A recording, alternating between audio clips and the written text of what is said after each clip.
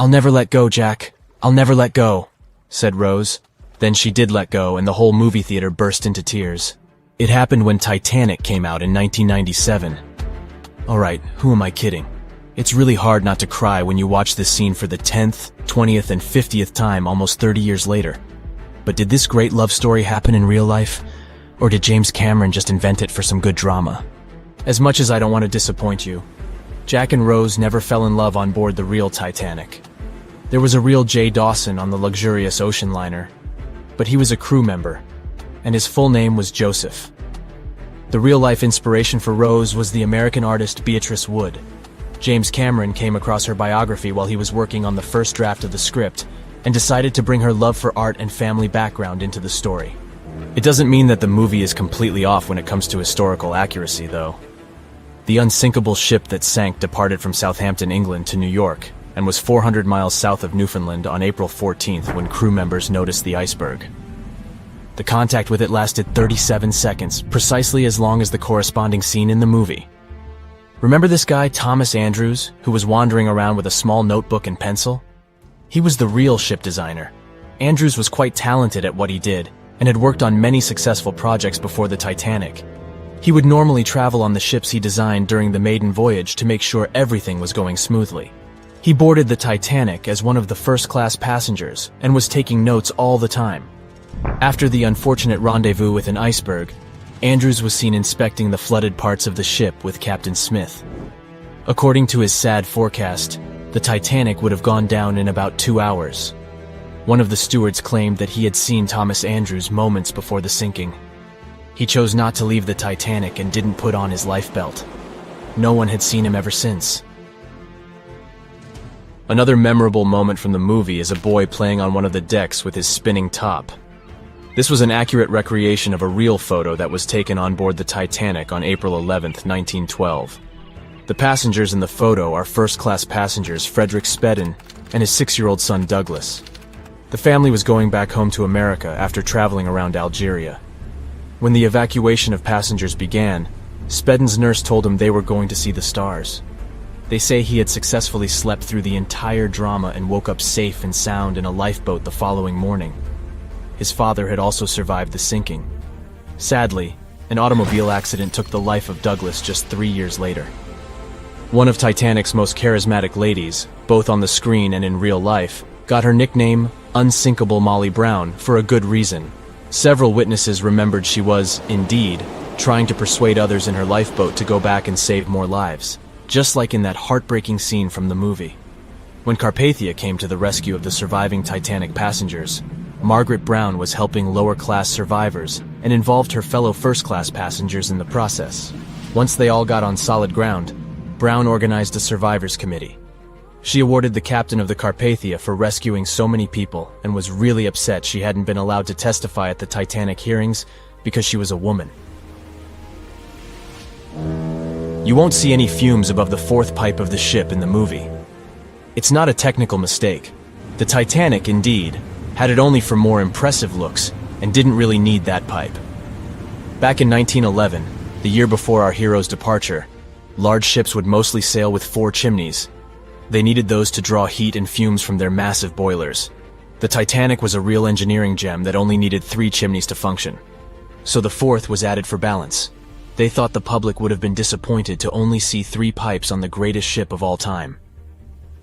The movie had an impressive budget, $200 million, but even that wasn't enough to cover all the possible costs. Cameron knew they had to save some money, so they built the replica of the liner only on the starboard, which means the right side. They chose this side to make things look more realistic. The wind at the filming location was moving mostly from north to south, so with the fumes going out, it looked like the liner was actually moving through the ocean. But if you remember one of the first scenes with the Titanic departing from Southampton and people waving, you'll understand why the crew had a problem with it. The real ship was docked at the port, or left side, there.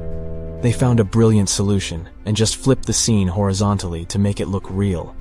The letters and buttons on costumes were reversed, and actors walked in the opposite direction for everything to be changed in post-production.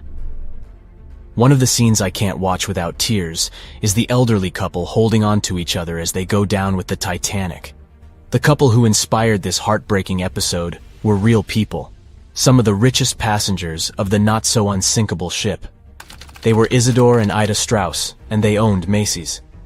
When news of the disaster spread, they put on life jackets and ran to the decks along with others. Ida stepped onto the lifeboat, but Isidore refused to do so before all the ladies and little ones were there. Ida didn't want to leave her husband. She climbed out of the lifeboat and handed her mink coat to her maid, saying she would no longer need it.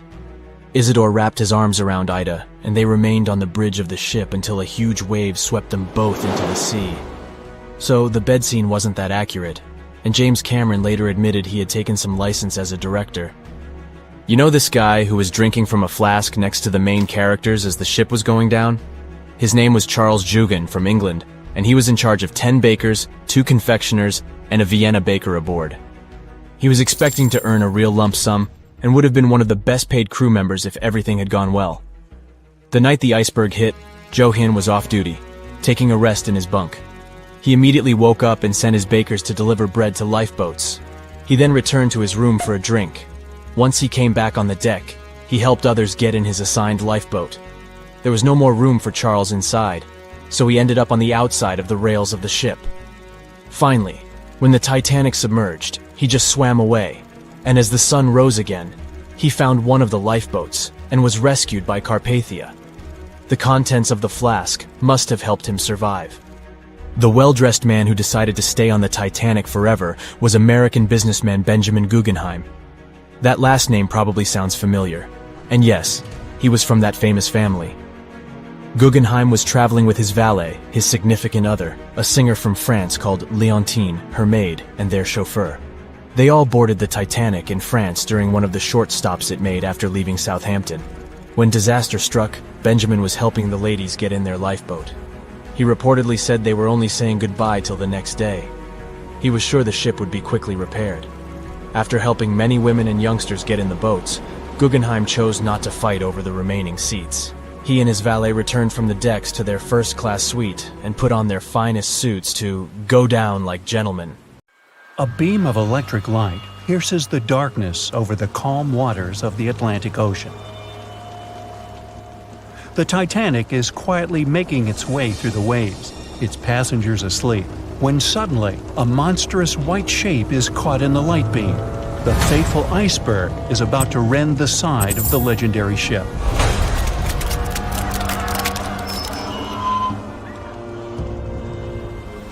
April 14, 1912, only 2 days before someone will take a photo of a giant iceberg with a pretty unusual elliptical shape. It turns out that this iceberg most likely formed out of snow that fell 100,000 years ago.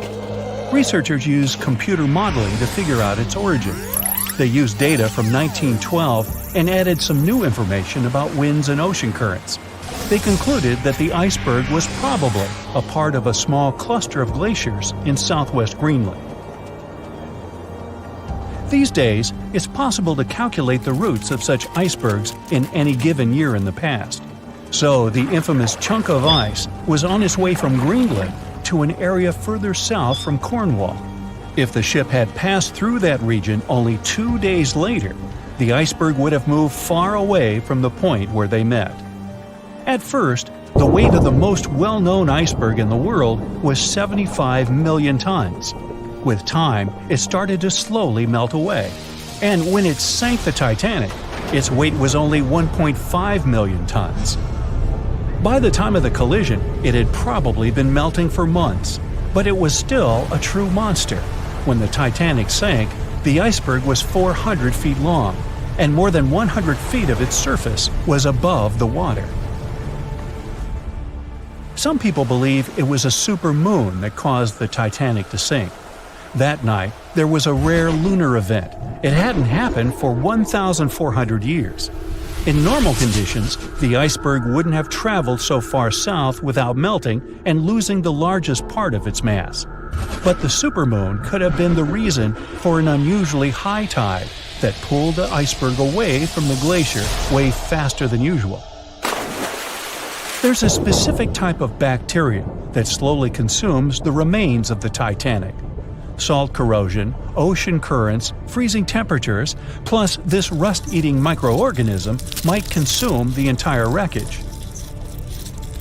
American actress Dorothy Gibson was aboard the Titanic. She survived, and when she arrived in New York, she started filming a movie called Saved from the Titanic almost right away. The movie was released only a month after the Titanic sank, and in the movie, she even wore the same shoes and clothes she had during the actual disaster. The movie was a big success at that time, but the only known copy was destroyed in a fire. 14 years before the Titanic sank, a novella called Futility had been published, and it seemed to have predicted the whole event. The plot centered around a fictional ship called the Titan that sank during its voyage. The Titan was almost the same size as Titanic, and they both went to the bottom in April. The reason was hitting an iceberg, too.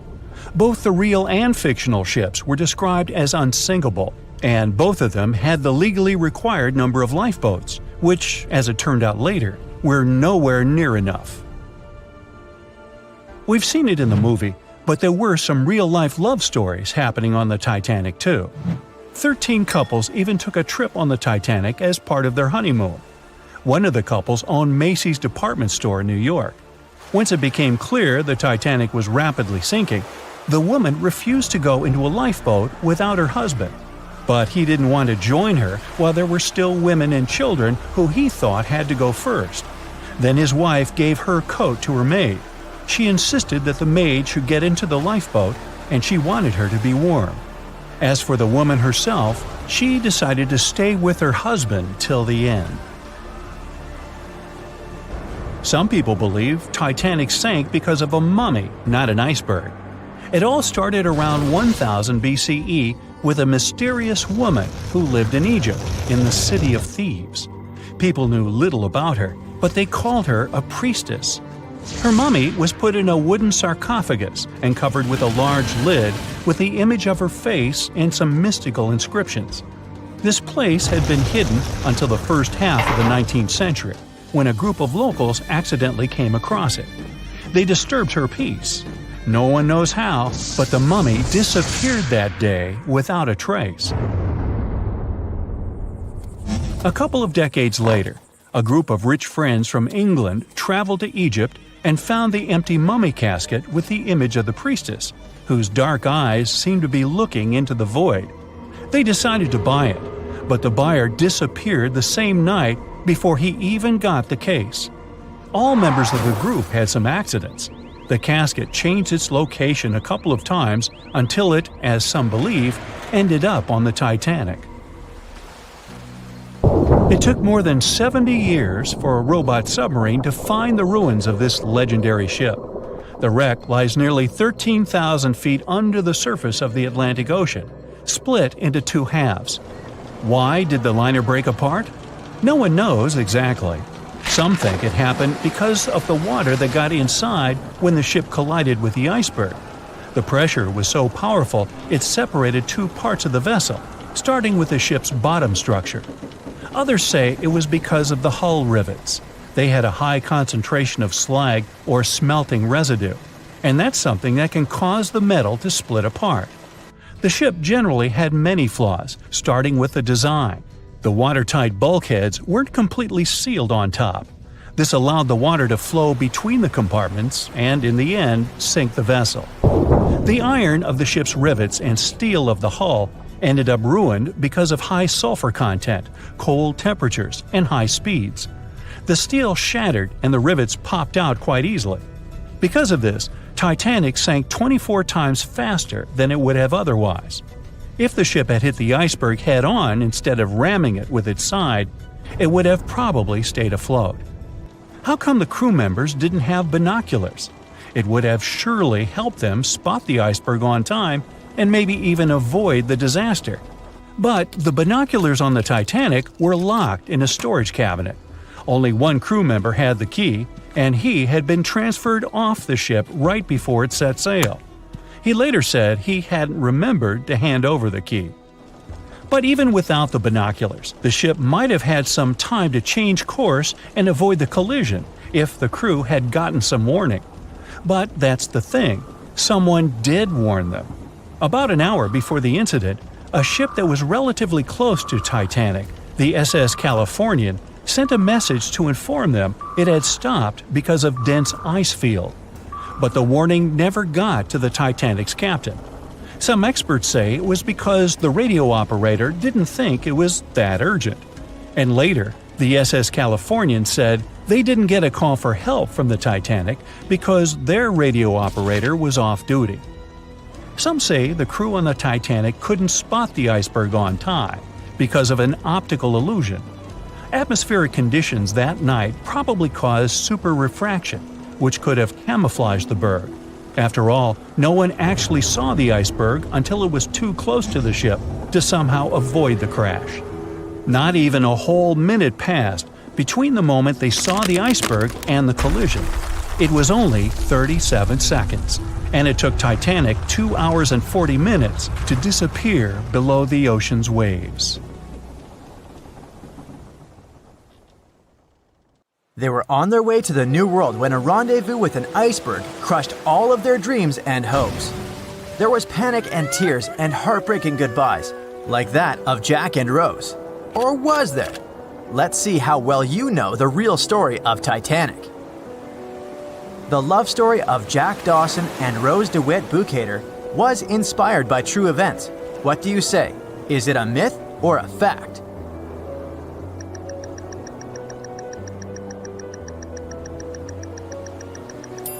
The most emotional Titanic love story was actually all made up by the screenwriter and director of the famous movie, James Cameron.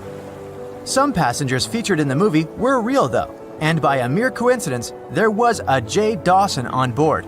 His name was Joseph, not Jack, and he worked as a coal trimmer. The most expensive object lost with the Titanic was a painting by Pablo Picasso. What's your take on this one?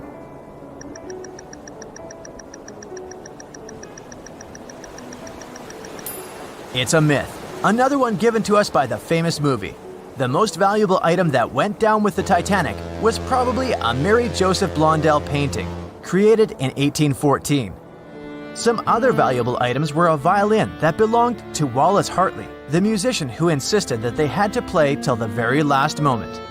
There was also a 1912 Renault Type CB Coupe de Ville that would now cost millions of dollars, a handwritten manuscript by Joseph Conrad, first edition essays by Francis Bacon, 5 Steinway grand pianos, and, of course, some fine china plates and cups, and first-class passengers' jewelry. The Titanic was the largest and the most luxurious passenger ship of its time. Does it sound real to you?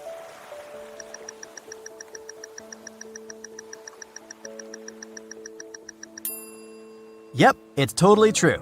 In April 1912, the Titanic was the largest ship ever built.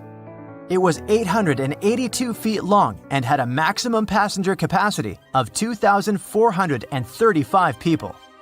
That's not a lot compared to the largest cruise ship of today, the Symphony of the Seas. It's just a bit longer than the Titanic, but has more than double the passenger numbers. And yes, no other cruise liner has probably beaten the Titanic in terms of luxury to this day. It costs more than $200 million to build in today's money. The tickets were also quite expensive. Duh! First-class tickets ranged in price from $1,700 in today's money for a berth up to $50,000 for one of the 2 parlor suites. Second-class tickets were $700. Third-class passengers had to pay between $170 to $460.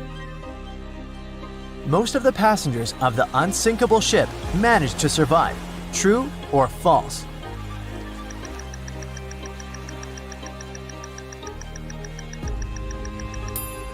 Sadly, it's false. Only 37% of all the passengers actually survived the meeting with the Titanic. Around 61% of the first-class passengers, 42% of the second-class passengers, and 24% of the third-class passengers made it out alive. The Titanic was passing through the Bermuda Triangle when things went wrong, and that's probably why it sunk. What do you say? Myth or reality?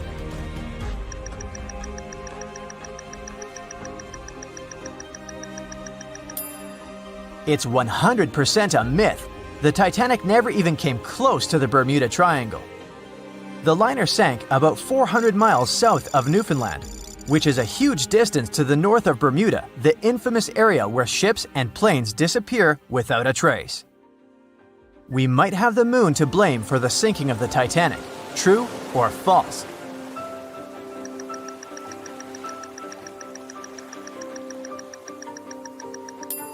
This one is true. The moon heavily affects the tides on Earth. The closer the moon is to the Earth, the stronger the tides are because of the increasing gravity of our satellite. Back in 1912, the moon was so close it made several glaciers in Greenland break apart. Massive chunks of ice that broke off from the glaciers started floating south. The supermoon event came just 6 minutes after a spring tide, the alignment of the moon, the sun, and the Earth that makes their combined gravity reach its peak twice a month. And the day before, our planet had come the closest to the sun that year, which made the gravity even stronger. This mixture of events created perfect conditions for one of the most powerful tides in history. Icebergs breaking off from Greenland's glaciers drift off to the coastal waters of Labrador and Newfoundland, where they often run aground. To move on, they need to either melt and become lighter or catch a high tide that would carry them further. The 1912's tide was as high as it gets. So they shifted many shipping routes south because of the huge amount of icebergs. But not the Titanic, of course, as they believed it was unsinkable. It took 4 hours and 40 minutes for the Titanic to sink. What do you say?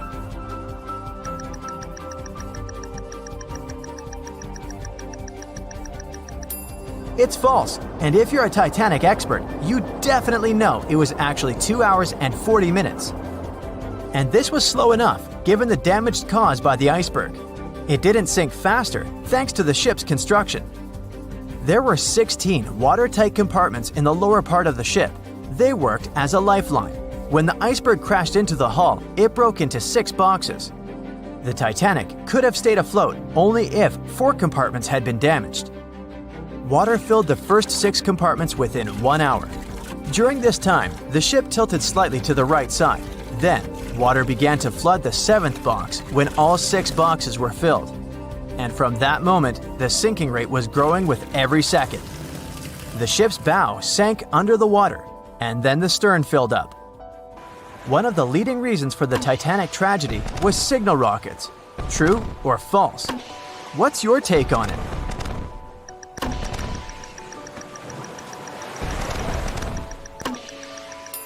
This one is true. When any ship sinks, the crew members must release red flares. It's a signal to all nearby ships that someone is in trouble. But for an unknown reason, someone put white lights in the Titanic's rocket box. When the ship crashed into an iceberg, the crew members released white flares. Another ship, SS Californian, was nearby at the time. Its captain knew the Titanic was going through a dangerous iceberg area.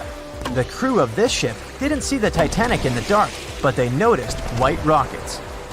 Radio communication between the vessels didn't work. The SS Californian operator turned off the receiver.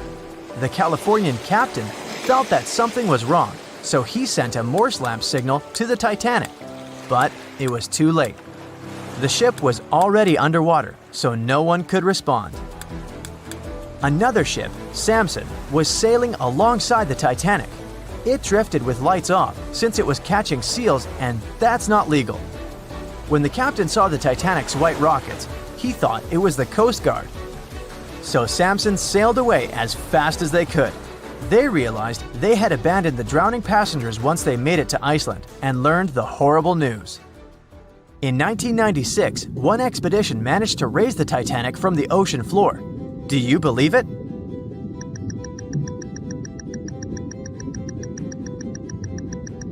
If you don't, you're right. There were different ideas on how to raise the Titanic, from doing it with compressed air to putting it in wire mesh and covering it with liquid nitrogen, or using giant magnets. The only real attempt to raise the Titanic was made in 1996, and it failed dramatically. The expedition's goal was to lift a part of its hull, weighing about 21 tons. It would still have been the largest piece to see the sunlight again if the operation had succeeded, that is. They lowered 4 large bags filled with diesel fuel to the bottom of the ocean and attached them to the hull plate. Then, the fuel bags were released and they started lifting the pieces on their own. The plate was about 200 feet below the surface when the weather got rough. The expedition members decided to tow the part to calmer waters around 80 miles away. Long before they reached the towing destination, half of the plate broke off and sank to the bottom again. 2 of the lifting bags seemed to have broken loose and the hull went down. The Titanic will most likely crumble to dust halfway up if someone tries lifting it again. So, how many correct answers do you have? Let me know in the comments below. On April 10, 1912, crowds gathered at Southampton Beach to wave off what was, at the time, the world's largest and most prestigious ship, the RMS Titanic. The cost of the most expensive first-class parlor ticket was $4,350. That's around $70,000 in today's money. But barely 5 days after steaming away, the ship was swallowed by the Atlantic Ocean. So let's rewind and go back to what actually happened on that fateful night. The captain wanted to set a speed record for the ship's maiden voyage and arrive early. The ship was deemed unsinkable, so he went full throttle into the dark Arctic waters. After spotting the 100-foot iceberg, the crew desperately tried to steer the vessel away and avoid the collision, but the Titanic was traveling too fast, and the iceberg tore down the side of the ship, creating a huge opening in the hull. It wasn't a continuous rip, and damage was caused in several places. In total, the damage spanned along an area of around 300 feet. But the ship's designers had prepared for the prospect of a collision and added watertight compartments down each side of the ship to act as a buffer zone. 4 of these compartments could be breached and the ship would still stay afloat. But because the iceberg tore down the side of the Titanic, it ripped holes in 6 compartments. The compartments didn't extend up the total height of all decks and weren't actually sealed at the top. This is why, when more than 4 were flooded, water reached over the top of the bulkheads and filled the remaining compartments, causing the ship to sink into the ocean. Think of it as water spilling over an ice cube tray. But what if the collision was head-on? Would it still have sunk?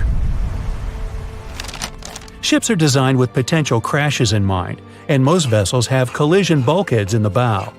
Most of all, it's like your car's bumper or crumple zone. It's a safety feature that can withstand a direct hit. The bow could have taken some of the impact, and some experts have suggested that if it hit head-on, only 2 to 4 of the watertight compartments would have been flooded. So, in theory, the Titanic might not have sunk, and it might have even been able to continue sailing to its final destination at a much slower speed. The force of impact would likely have been huge, though. But although passengers would have been injured by the force, they'd have been able to stay on the ship to wait to be rescued by other ships, rather than being forced into the icy waters of the Atlantic. Still, one of the Titanic's designers, Edward Wilding, suggested that the force of the impact might not have actually been that big. He told the British Inquiry that lots of people scarcely felt the collision, and he believed the ship would not have sunk if it did hit the iceberg head-on. The ship was also designed with remotely operated watertight doors between all compartments, so any floods could have been quickly sorted out. Because Titanic had 6 breaches from the side collision, and because it happened so quickly, sealing the doors wouldn't have made a difference, as it was essentially impossible to save it by that point. The ship immediately began to flood, with water pouring in at a rate of roughly 7 tons per second, 15 times faster than it could be pumped out. So, while it sounds like the Titanic would have survived had the ship hit the iceberg head-on, this idea does come with some issues. First off, the collision bulkheads were designed to survive a crash with another ship, not a giant iceberg. If 2 ships collided, both would absorb some of the impact in their bulkheads, sharing the impact and likely staying afloat. But an iceberg is stationary, meaning that Titanic would absorb most of the energy from the collision. If Titanic hit head first, because of the speed it was traveling, the impact would have likely traveled down the whole body of the ship.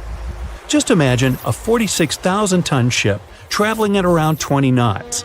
At some point, It hits an iceberg that weighs what could be over 100,000 tons. This collision would likely create a powerful force causing massive damage to the vessel.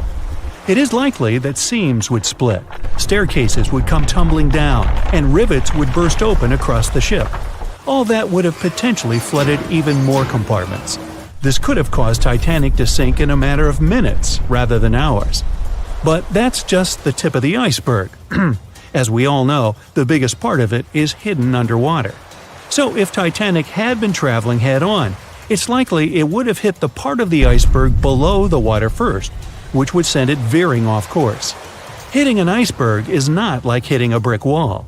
In this case, the ice under the water would have torn open the bottom of the ship and caused damage to the sides. Icebergs also aren't flat, solid objects. If a flat collision happened, the ship might have stayed afloat, but icebergs come in many shapes and sizes, from domes to wedges. Studies have also been done on the steel used to produce Titanic, and the tests show the metal was about 10 times more brittle than the steel we use today. The ship was built before we understood the effects of low temperature on steel. The old steel used to make the vessel would not bend when faced with freezing temperatures, but break. Recovered pieces of Titanic's hull plates show that the hull just shattered on impact. Hitting head-on would also cause a very severe and abrupt stop, so even if the ship hadn't sunk, there would still have been major issues. Think about when you suddenly hit the brakes on your car, or when the bus stops while you're walking down the aisle and you get flung forward. Passengers would have been thrown across the ship, and because the crash happened at night, most people were sleeping, so wouldn't be able to effectively prepare for any sort of impact. This would result in injuries for most people on board. It would be especially bad for those at the front of the ship, where the accommodation for the off-duty firefighters, greasers, and engineers was. But while passengers and off-duty crew may have been thrown out of bed, there would be a lot more survivors than in the original scenario. Many ships have had head-on collisions and made it back to shore. Not many people know that Titanic actually had two sister ships. The White Star Line, the company that built Titanic, also built vessels called Britannic and Olympic. Captained by Edward J. Smith, who would later helm Titanic, the Olympic set off on its maiden voyage in June 1911. But much like for its sister ship, disaster was just around the corner. On its fifth commercial voyage, Olympic collided with a Royal Navy ship, HMS Hawke. While the Olympic received damage to its side, Hawke crashed into the other vessel head-on. The bow of the Hawke was completely crushed by the collision, but because the ship had watertight compartments, it managed to survive the impact and later returned to shore for repair. Another study case is the SS Andrea Doria, which was an Italian ocean liner that made global headlines in 1956. Like the Titanic, the Andrea Doria was heading for New York City on its 101st voyage when disaster struck. On July 25th, the vessel collided with the 524-foot Swedish passenger liner Stockholm. The Stockholm hit the ship head-on, but the point of impact for the Andrea Doria was on its side. The front of the Stockholm was completely smashed, but because the impact was on its hull, it managed to survive. The Andrea Doria, however, sadly sank due to the collision being on the side of the ship. So these cases could suggest that maybe the Titanic would have survived had it hit the iceberg head-on. But we have to remember that the Titanic hit the thing full speed, whereas both the Olympic and the Andrea Doria were traveling slower. In the Titanic movie, you won't see any fumes above the fourth funnel of the legendary ocean liner, and it's not a mistake. Back in 1911, the year before the Dream ship's departure, large ships would mostly sail with 4 chimneys. They needed those to draw heat and fumes from their massive boilers. The Titanic was a real engineering gem that only needed 3 chimneys to function. So the fourth was added for balance and more impressive looks.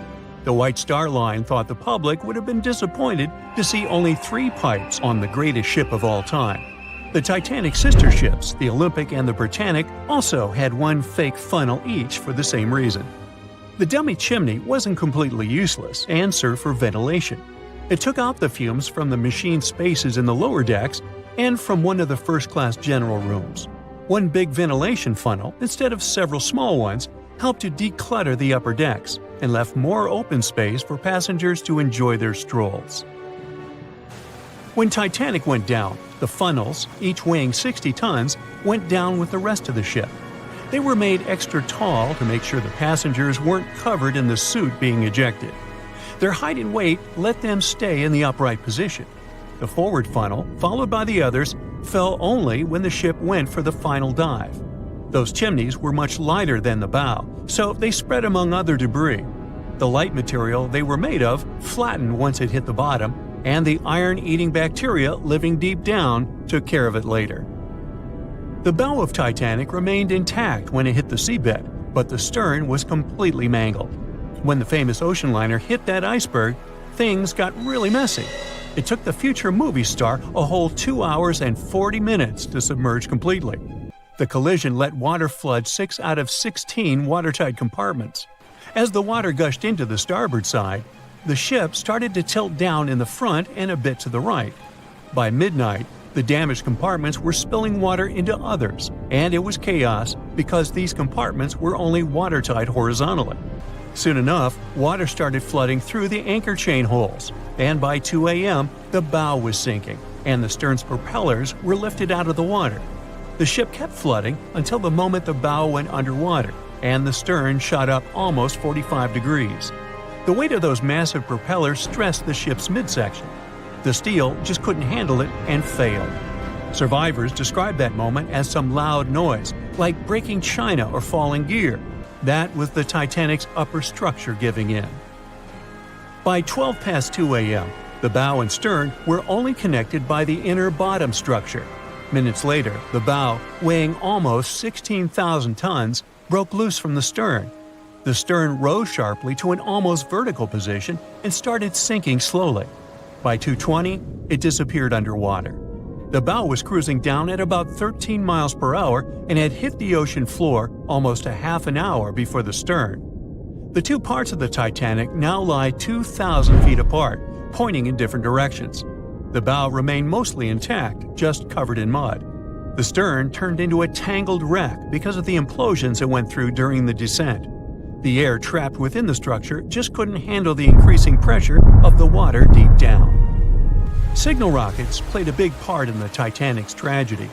When a ship goes down, you're supposed to shoot up red flares to signal trouble. But someone decided to stock Titanic with white lights instead of the usual red ones. So when the ship smacked into that iceberg, the crew fired off white flares. The SS Californian was passing nearby, and his captain knew the Titanic was in a dangerous iceberg zone. The crew didn't spot the sinking Titanic, but they sure saw those white rockets. The radio between the ships was useless because the Californian's operator switched it off. The captain had a gut feeling something was off, so he flashed a Morse code light signal at Titanic. But he received no reply because the Titanic had already gone underwater. There was another ship, Samson, sailing alongside the Titanic. It had plenty of illegally hunted frozen seal meat from Canadian waters abroad, so it was sailing with lights off to remain unnoticed. When they saw the Titanic's white rockets, they thought it was the Coast Guard and zoomed away. Samson didn't have a radio, so they couldn't find out about the ongoing disaster. The crew got the news about Titanic only when they got to the coast of Iceland the following month. There have been many theories to explain the Titanic tragedy, and one of the recent ones says that there was a fire involved. An Irish journalist went full detective for decades, digging into the mystery, and stumbled upon a game-changer. He came across a photo album that had been hiding from the public for a century after the tragedy. In the pictures, taken at the Harland and Wolff shipyard in Belfast, Northern Ireland, just over a week before the liner sailed, you can clearly see a massive 30-foot black spot on the ship's hull. Maloney researched the photos and eyewitness testimony from the time and claimed that a fire spontaneously broke out inside of one of Titanic's enormous coal bunkers. It was raging for a whole 3 weeks and messed with the metal, critically weakening a crucial segment of the ship's hull. Back then, most ships had just one hull, so it was the only skin the Titanic had. That's why the iceberg managed to punch a hole through the ship so easily. If it hadn't been for the fire, the Titanic might have shrugged off that iceberg collision. The company operating the liner knew about the fire, but they decided to conceal that fact. They didn't want any negative stories in the press as they faced some serious competition in transatlantic voyages. The Titanic was sold out, so they stocked up on coal and made it sail. The moon might have also played a role in the sinking. Our satellite heavily affects tides on the Earth. The closer it is to our planet, the stronger the tides are because of the increasing gravity of the moon. Back in 1912, the moon was so close it made several glaciers in Greenland break apart. Massive chunks of ice that broke off from the glaciers started floating south. The supermoon event came just 6 minutes after a spring tide. During new and full moons, the alignment of the moon, the Earth, and the Sun makes their combined gravity reach its peak. And the day before, our planet had come the closest to the Sun that year, which made the gravity even stronger. This mixture of events created perfect conditions for one of the most powerful tides in history. It created the perfect conditions for the icebergs breaking off from Greenland's glaciers to move freely. Opponents of this theory say that the difference in tidal force wasn't actually that big, and it couldn't have been the main cause of the sinking. The iceberg tore down the side of the ship, leaving a huge opening in the hull. It wasn't a continuous rip, and damage was caused in several places. Some experts believe the ship would have survived the iceberg if it had hit head-on. The Titanic had watertight compartments designed to prevent flooding in case of a collision. Only the first 3 or 4 of these compartments would have been flooded. This could have helped save a lot of lives. Supporters of this theory put the blame for the disaster on First Officer William Murdoch. Huge, fast-moving ships don't just turn in a matter of seconds like a speeding car. It takes minutes. When Murdoch realized the collision was inevitable, he tried dodging left to avoid a direct hit. But despite his efforts, the ship still collided with the iceberg. You know the rest. Can you guess how many theories of the Titanic's sinking exist? Right, loads, including a theory of my own, which I'm going to share with you today. And then you can decide which one seems most likely to you. One Piece theory. The very first version of the events was the One Piece theory. It's very simple and basically claims that the sinking happened without any breakups. 2:15 a.m., the ship collides with an iceberg. 2:18 a.m., the lights go out. The ship reaches an angle of 45 degrees and then quickly begins its final plunge into the ocean depths. 2:20 a.m., only about 3 minutes later, the RMS Titanic disappears under the surface of the ocean for good. The liner doesn't break. It just goes down as a whole piece. Of course, this can't be true. In April 1912, the Titanic was not only the largest ship in the world, but also the largest ship ever built. It's hard to believe that such a heavy vessel could have gone down without breaking. That's just impossible. Well, I mean, you can't blame the theorists. Before we found the wreckage, there were no other theories. Wait a minute, or were there? The day after the disaster, the survivors gave their interviews. They talked about what had happened, and some of them claimed that the ship had actually broken in two when it had been flooded. For example, Jack Thayer, a 17-year-old boy, outlined the sinking as he remembered it, and L.D. Skidmon drew a sketch based on his description. The picture clearly showed the ship breaking in half. But no one believed Jack or other witnesses. There was no evidence, so their claims were received with a grain of salt. But in 1985, things changed. First breakup theory. That's when Robert Ballard found the wreckage of the Titanic in the depths of the ocean. When people saw the wreckage, it became clear that Jack and the other survivors had been right. The Titanic did indeed break in two when it sank. So it's time for a new theory. 2:15 a.m. The keel breaks, the starboard list eases, and the hull continues to bow and crumble. 2:17 a.m. The galley sections break off. The towers immediately drop under their own weight. The lights go out.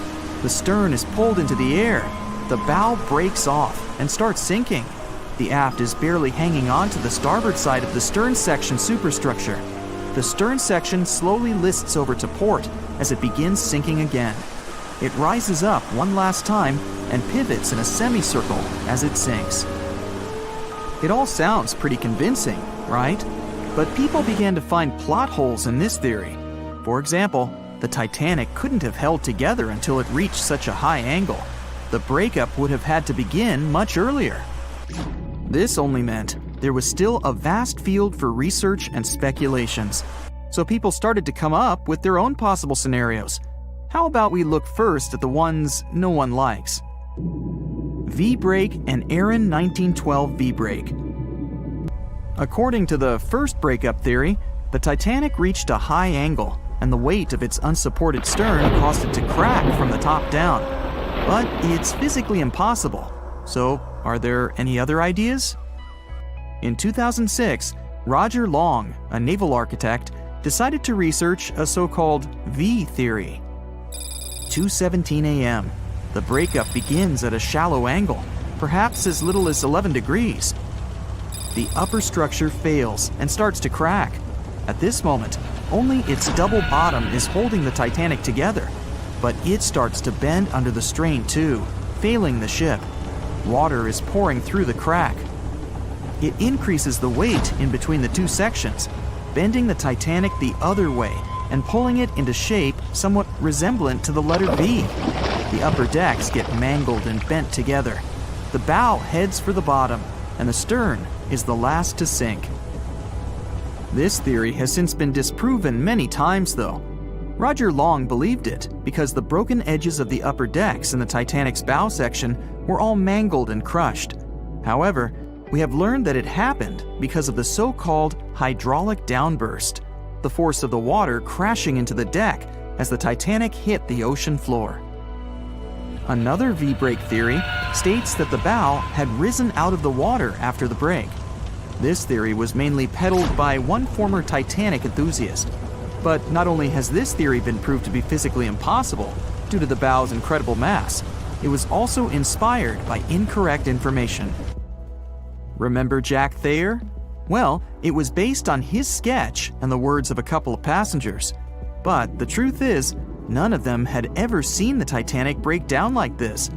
Jack himself even stated in an interview that the sketch was completely out of context to what he had actually seen.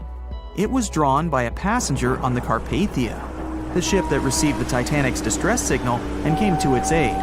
It couldn't be used as evidence. Now that we know this, let's move on to the theories that most people believe in. James Cameron's banana peel theory. Who hasn't seen the legendary movie about the Titanic, right? It became the leader of the 70th Academy Awards ceremony in the number of nominations and awards, and deservedly so. But did you know that James Cameron had been interested in the Titanic for many years and studied the ship's history? His books and research are very detailed, and he even came up with his own version of the events. It's called the banana split theory, and this is actually what you could see in the movie. Here's how it goes. The Titanic reaches a 23-degree angle and fractures down to the keel. The double bottom acts as a hinge as the stern falls down. When the double bottom fails, the bow and the stern separate. The stern lists to port, standing vertically, and then begins to go underwater. This theory is the most scientifically accurate one, along with Roy Mengott's theory. Wait, who's Roy Mengott? Mengott theory. Roy Mengott was an engineer who came up with the most plausible theory for the time being.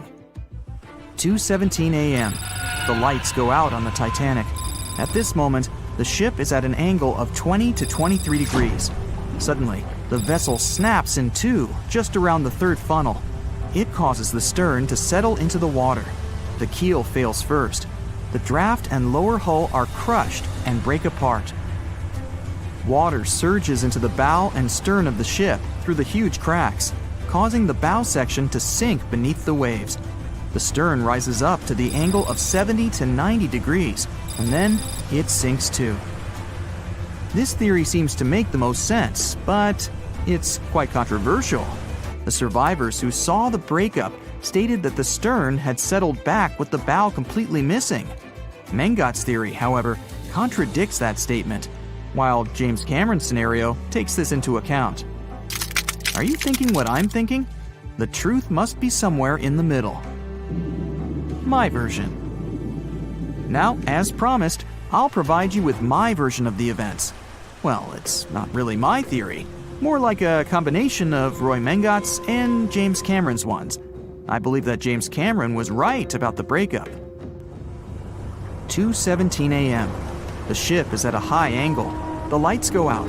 Then it snaps into two pieces. The bow starts sinking. The double bottom is still attached to the stern for a minute or so. Once the double bottom fails, the two parts separate and the bow goes down. Then, as Mengott said, the stern rises up at a high angle, and then it begins to sink vertically. It might have actually happened because the survivors stated that they had seen a clean break. This means it couldn't be hidden. And they had also seen the stern staying vertically in the air for a long enough time, probably a few minutes, before disappearing. Anyways, all of these are just speculations. Regardless of how the Titanic broke apart and sank, it was a great tragedy. It's already been 110 years since the Titanic collided with an iceberg and sank. Did you know that in 2022, the Blue Star Line Company is completing the construction of an exact replica of the Titanic? Called the Titanic II liner, the ship will be sent sailing along the same route with 2,400 people on board. Let's hope that everything goes well for them. Meet Arthur John Priest. No, he isn't famous for being a painter or for discovering some long-lost treasure. He didn't invent some cool gadget or break any world records. No, Arthur John Priest is famous simply for being unsinkable. Proving one can be both lucky and unlucky at the same time, Priest was involved in and survived several mishaps at sea, including the fateful maiden voyage of the Titanic. Priest was not a rich man interested in sailing for pleasure. He was part of the working class, employed as a stoker or fireman, stuck for hours within the hot bowels of large steam-powered vessels. His job was dirty and difficult. He was responsible for keeping the furnaces lit, feeding them coal to ensure enough steam was produced for the engines to work. He had to be careful about not overheating the system or setting fire to the whole ship. The furnaces had to be carefully watched and constantly fed. He breathed it all in a while, working and fighting with the sweat and the dirt. He would often work shirtless because of the heat and was always covered in black coal dust. And when he finally had a break, his shared living quarters were nearby in the same part of the ship. He must have been good at his job, though, because he had no trouble finding work. But wherever he went, bad luck seemed to follow. The first incident was a mild one. As a young man, Priest worked on the RMS Asturias. The passenger liner first set sail in 1907, traveling between Southampton in the UK to Buenos Aires in Argentina. At some point during its maiden voyage, the ship suffered a small collision. The damage was bad enough that the ship returned for repairs. Thankfully, there were no reports of any serious injuries. Priest, unfazed, simply went to work on another ship, but his bad luck lingered on the Asturias. In 1914, the Asturias became a hospital ship, helping care for sick men and women around Europe while bringing them home to England. But in March 1917, at just around midnight, the ship was struck by a foreign object. Its hull was breached and the engine room flooded. The captain ordered everyone to abandon the ship, sending crew, patients, and health staff scrambling for the lifeboats. The vessel was still moving, powering through the water because the main controls, located within the flooded engine room, could not be turned off. The captain refused to leave the ship while people were still trying to escape. He was able to aim the Asturias towards Bolt Head, where it finally hit land and couldn't sink. The remaining lifeboats were lowered and the final survivors made it to safety. When they studied the damage on the ship later, the Asturias was declared a total write-off. It might be hard to pin this particular disaster on Priest. After all, he wasn't even on the ship at the time. But it seemed that many of the ships on which he served were destined for trouble. His bad luck followed him to his next job on the RMS Olympic, a massive ocean liner. The Olympic was big. In fact, it had been designed and built as part of the fleet that included the Titanic. But with size came sacrifice. The Olympic was great at moving in one direction, but very difficult to handle when it needed to turn. It was September 1911. The Olympic was trying to alter its course. The Hawk, a smaller ship sailing nearby, didn't give the larger vessel enough room to maneuver, and the two slammed into each other. Because the Hawk was engineered to deal with potential confrontations when out at sea, its reinforced bow tore through the Olympic. Two large gashes appeared on the ocean liner's side. The propeller shaft was badly twisted, and worse, the ship began to take on water. Somehow, the Olympic made it to shore without sinking, and nobody was seriously hurt. Priest had no idea that this was just a small taste of what his future held for him. He next found employment on a brand new ship, a better ship, an unsinkable marvel that was said to be the biggest vessel to have ever been built. Yes, he was going to work on the Titanic. And what a job! It took 29 boilers, requiring 850 tons of coal a day to produce enough steam to power the Titanic. Priest was just one of 150 stokers toiling away in the ship's underbelly, keeping those fires burning day and night. He made around $30 a month. But on April 14th, 1912, he would find himself flung from a world of extreme heat to one of blistering cold. At approximately 11:35 p.m., the crew spotted an iceberg. The Titanic tried to avoid it, but the alarm had been sounded too late. 5 minutes later, the two collided. The iceberg tore through the hull, and the once watertight compartments inside were badly ruptured. As the cold Atlantic water flooded in, the ship began to sink. Distress signals were sent, but the closest ship, the Carpathia, was over 3 hours away. In the dark of night and stuck in the middle of nowhere, the crew and passengers panicked. Those who could scrambled for the lifeboats. Others jumped into the icy waters. In total, only 706 survived that terrible night. Priest, at the time of the collision, was down in the ship's lower quarters. He was on break, relaxing from a hard day of work. And as the ship went down, so did his chances of survival. He and his fellow workers were in the most dangerous position on the ship. They had to make their way through a maze of corridors and gangways, some of which were flooded, in a mad dash to the deck. And then they faced the frigid water, jumping in and desperately swimming to safety. The ocean was so cold that Priest even suffered frostbite before finding his way onto a lifeboat. He was one of only 44 stokers to survive that night. After an experience like that, most of us would never set foot on a boat again. But Priest had to work. His next job also ended in disaster. He was offered employment on the HMS Alcantara. It went down in 1916, and Priest was again one of the few to make it to safety. He was badly wounded in the process. But he kept pressing his luck, and his next job as a stoker may have felt eerily familiar. He would be working on a ship built by the same people behind both the Olympic and the Titanic. And this ship, named the Britannic, was the biggest of the three. It was also believed to be a superior vessel, fitted with new safety features after the Titanic sank. For example, it had 48 open lifeboats, 46 of which were the largest ever used on a ship before. 2 of these were even motorized and equipped with special communication devices. The good news? The Britannic survived its first trip without incident. It was already doing better than the Titanic ever did. However, on November 21st, 1916, the Britannic was shaken by a loud explosion while traveling through the key channel in the Aegean Sea. The hull was damaged, and some of the compartments began to fill with water. But, unlike the Titanic, the Britannic had been designed for just such an emergency. It had been fitted with 5 watertight bulkheads. Intact, these would help keep the ship safe and floating for a much longer period of time. But there was one issue. Portholes along the lower decks had foolishly been left open. As the ship tilted, the portholes let in water, which flooded the Britannic and hastened its descent into the sea. This effectively made those watertight bulkheads useless. The ship was going down fast, much faster, in fact, than the Titanic had sunk. 35 of the lifeboats were successfully launched, saving most on board.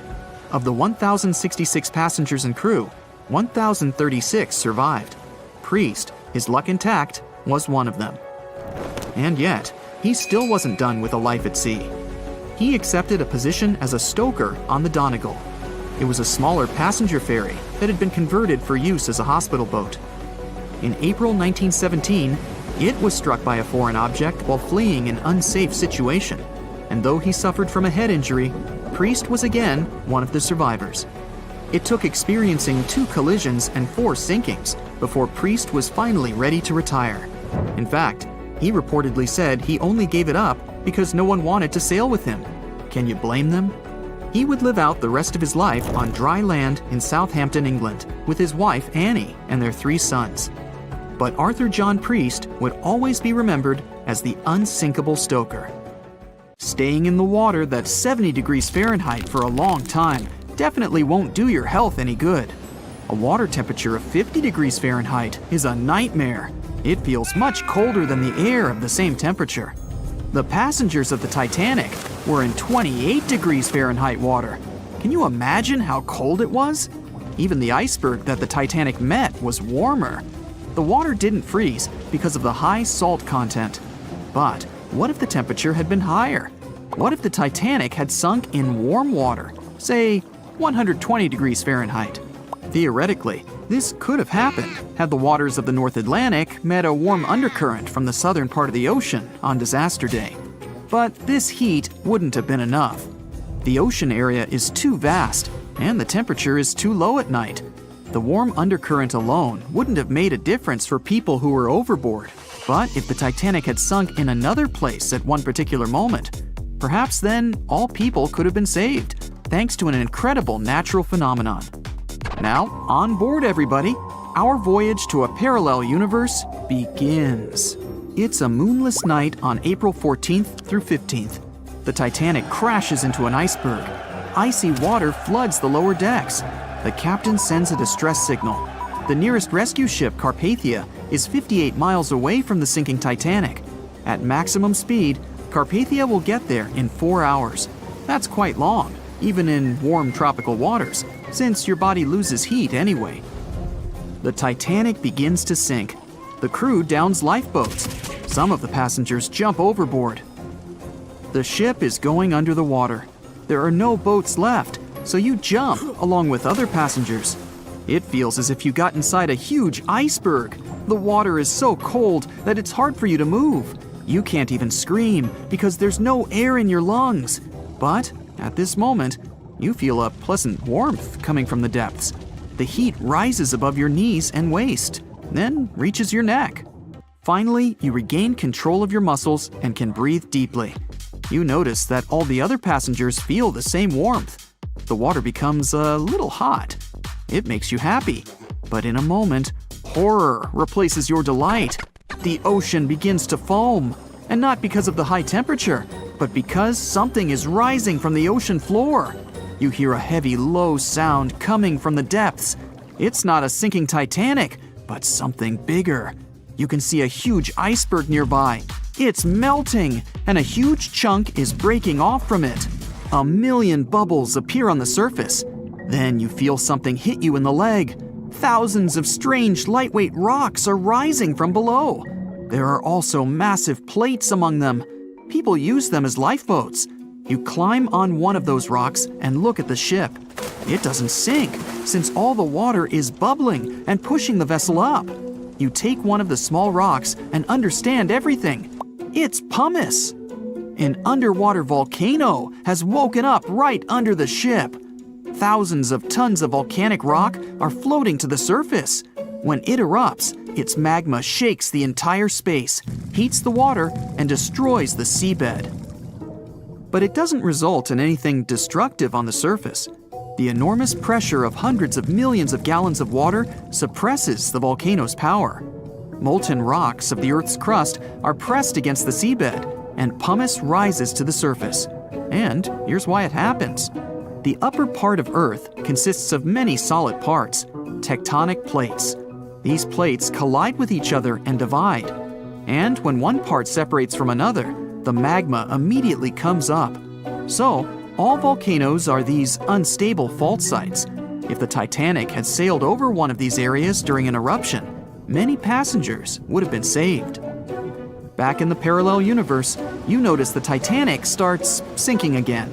The water is no longer bubbling. The volcano has gone out.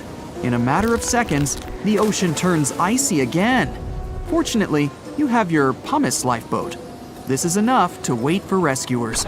But let's imagine a situation with no underwater volcano and an iceberg. A situation when the water was warm from the very beginning. One of the engines in the motor compartment of the ship breaks down. Several pipes burst because of increased pressure, and now there's a crack in the ship's body. Water is filling the lower decks. The ship is sinking. People evacuate on lifeboats. There's less panic since the night is warm and no one is freezing. Each passenger gets a life jacket. The ship is breaking. You understand that you have to jump. The Titanic goes underwater. Many passengers fall overboard in horror. They dive into the dark ocean and immediately come to the surface. Panic and complete chaos take over. The ship disappears in the dark, and finally, it's all silent. A few minutes pass, and you notice there's no panic at all. The water is warm. Almost all passengers have life jackets. Someone is floating on the wooden ship wreckage. After a couple of hours, the water no longer seems so comfortable. The ocean takes away your body heat. To keep warm, passengers swim closer to each other in a tight circle. Yeah, now it's quite possible to wait for another couple of hours till the rescuers come. People on lifeboats sail closer and take those who freeze on board. Passengers take turns, 20 minutes in the water, then 20 minutes in boats. It's essential not to take your clothes off. Even a wet outfit helps keep your body warm for longer. And when it seems that everyone is saved, somebody screams. A girl in a boat looks scared. She trembles with fear and points her finger into the black water. Passengers try to see what's there and notice a triangular fin. 1, 2, 3. There are so many of them! The noise of the sinking ship has attracted a group of sharks, and now they are circling the survivors, hoping to satisfy their hunger. They're swimming slowly. It doesn't look like they're going to attack.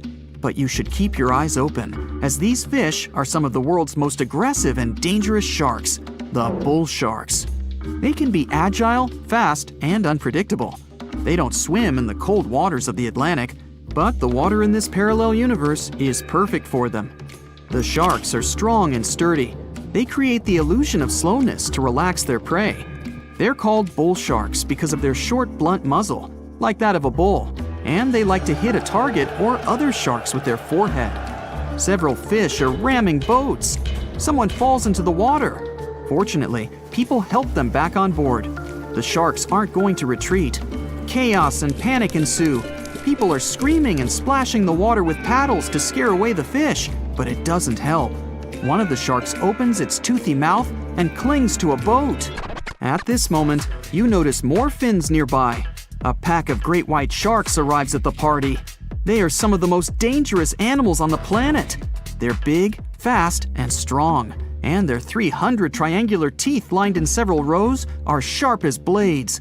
Great white sharks swim around the boats and scare away the bull sharks. You fall off the boat and see a big fin approaching you. Fear awakens the survival instinct in you. You're trying your best to swim away from the shark as far as possible. Of course, it's useless, since the shark is much faster and will definitely catch you. You feel your foot touching the shark's nose. The other foot gets into the toothy mouth. You scream in horror. After a second, the shark lets you go. Great white sharks rarely attack people. If they bite, it's just to test you. After all, the shark's favorite prey is seals. It simply loses interest if it realizes you aren't a seal. But if the shark is starving, it doesn't matter to it what kind of prey you are. Lucky for you, this one is not like that. Those survivors in the boats have almost nothing to fear either. Great white sharks don't attack them.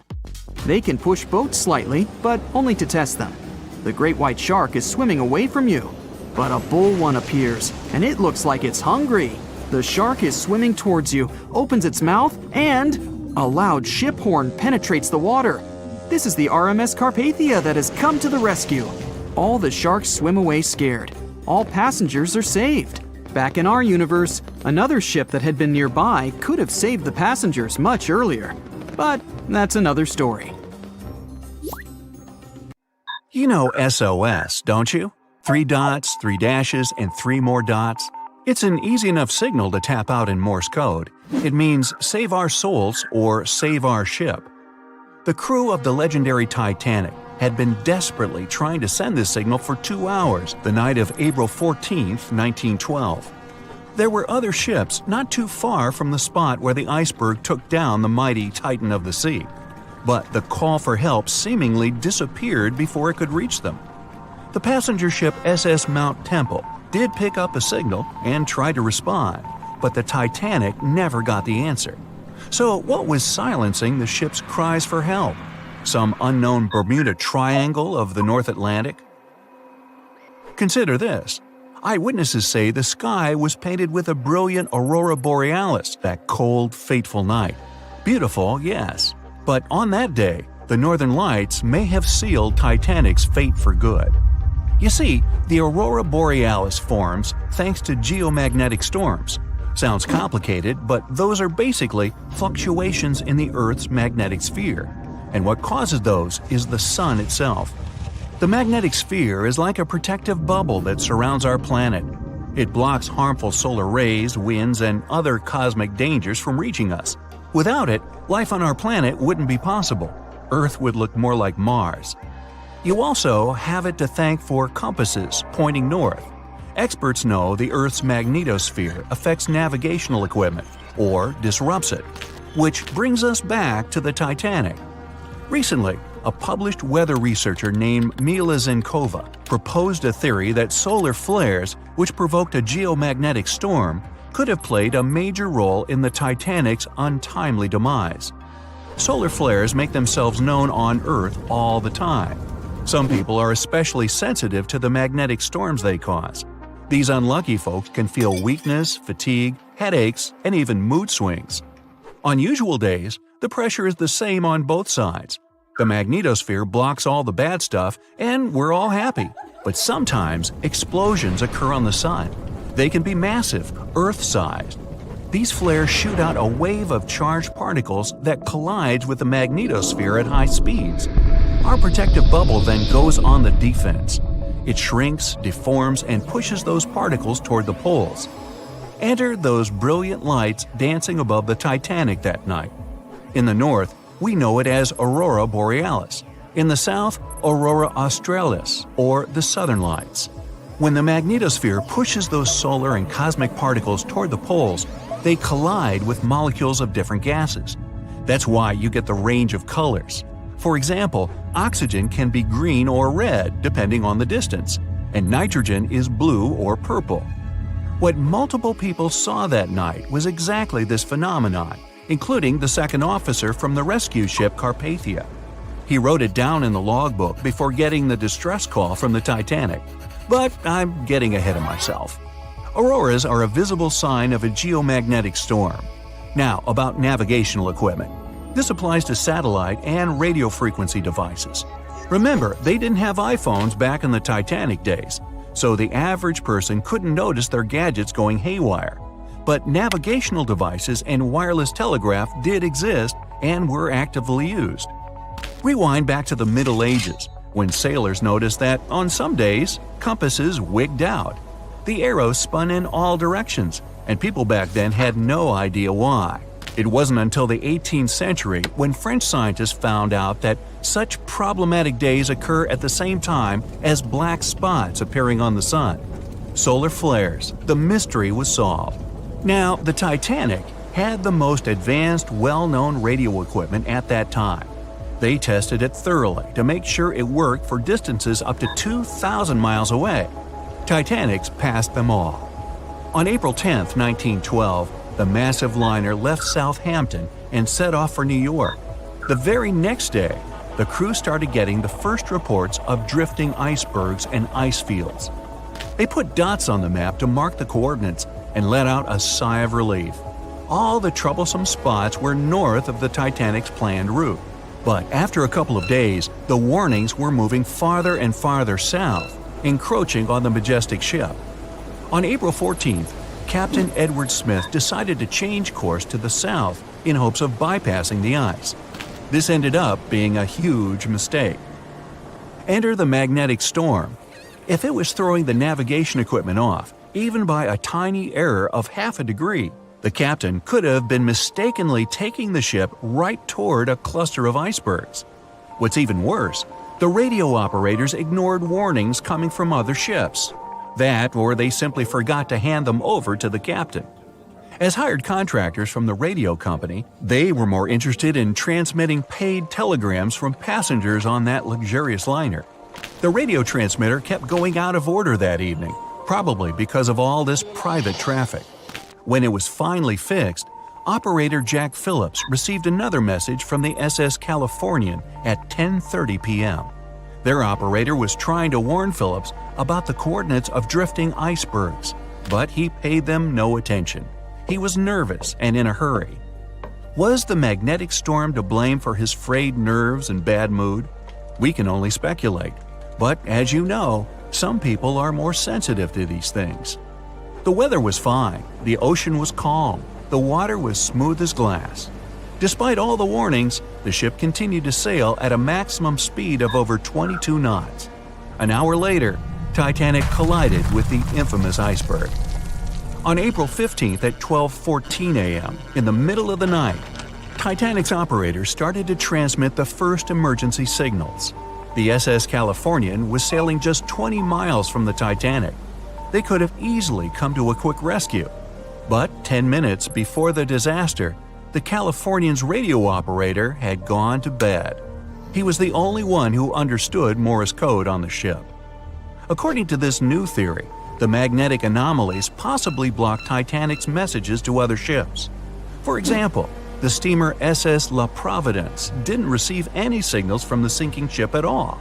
Yet they were still getting transmissions from another giant, the Olympic, which was 500 miles from the Titanic. That night, the signals were acting strange. They simply got lost somewhere in space, or they were like a jumbled riddle, impossible to solve. The SS Mount Temple did get a message and rushed to Titanic's aid. But as fate would have it, the rescue ship got stuck in ice. She did arrive at Titanic's last known coordinates, but the luxury liner was nowhere to be seen. So were the coordinates accurate at all? The steamer Carpathia was about 60 miles away. At 12:30, their radio operator told the Titanic's crew they were rushing to help. The ship famous for coming to the aid, Carpathia, was going full steam ahead. But here's the odd part. At first, they headed to the wrong spot. The magnetic storm could have thrown its equipment off. Good news is the steamer did end up reaching the right place when they saw the lifeboats full of passengers. Interestingly, once she reached land, the Carpathia didn't have any problems with her equipment. The blackout happened just around the wreckage site. The following investigation blamed radio amateurs for blocking signals. We now might know otherwise. Zinkova explains that at that time, they didn't know exactly how and to what extent the sun influences the Earth. No one could have guessed that the sun could tamper with these massive ships' navigational equipment, especially one that had the best of the best at the time.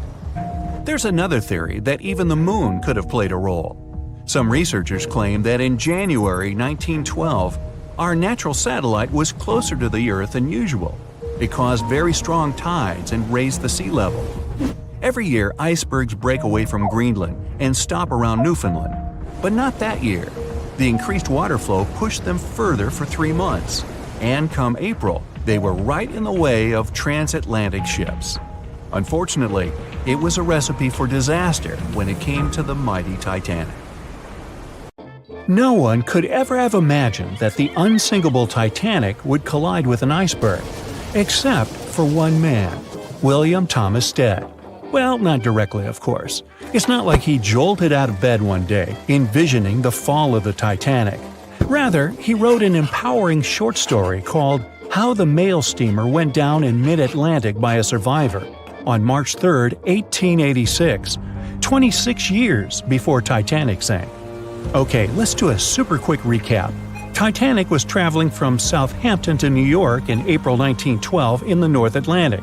The ship hit an iceberg, and less than 3 hours later, it was completely underwater.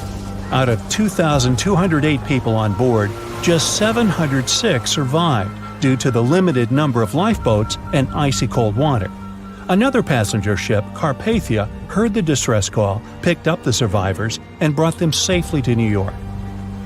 The short story William Stead wrote was about Thomas, a British sailor, who got on a passenger liner bound for the U.S. At one point, the protagonist realized there weren't enough lifeboats for everyone on board the ship in case something happened. A couple of days later, heavy fog covered everything in sight. Luck was not on the liner's side, and it collided with a stray ship, just like Titanic struck an iceberg. Only 200 out of the 916 people made it safely to the U.S. The main character managed to survive by jumping into the water and climbing into one of the lifeboats. Now, you'd think that the story riled up everyone in the industry to add extra lifeboats on ships. But sadly, it received very little attention when it was published. Even more tragically, William Thomas Stead was on Titanic when it sank, and he didn't make it. The survivors who knew Stead mentioned that he had always been cheerful and had loved to chat during meals. He complimented the ship's design and how sturdy it was.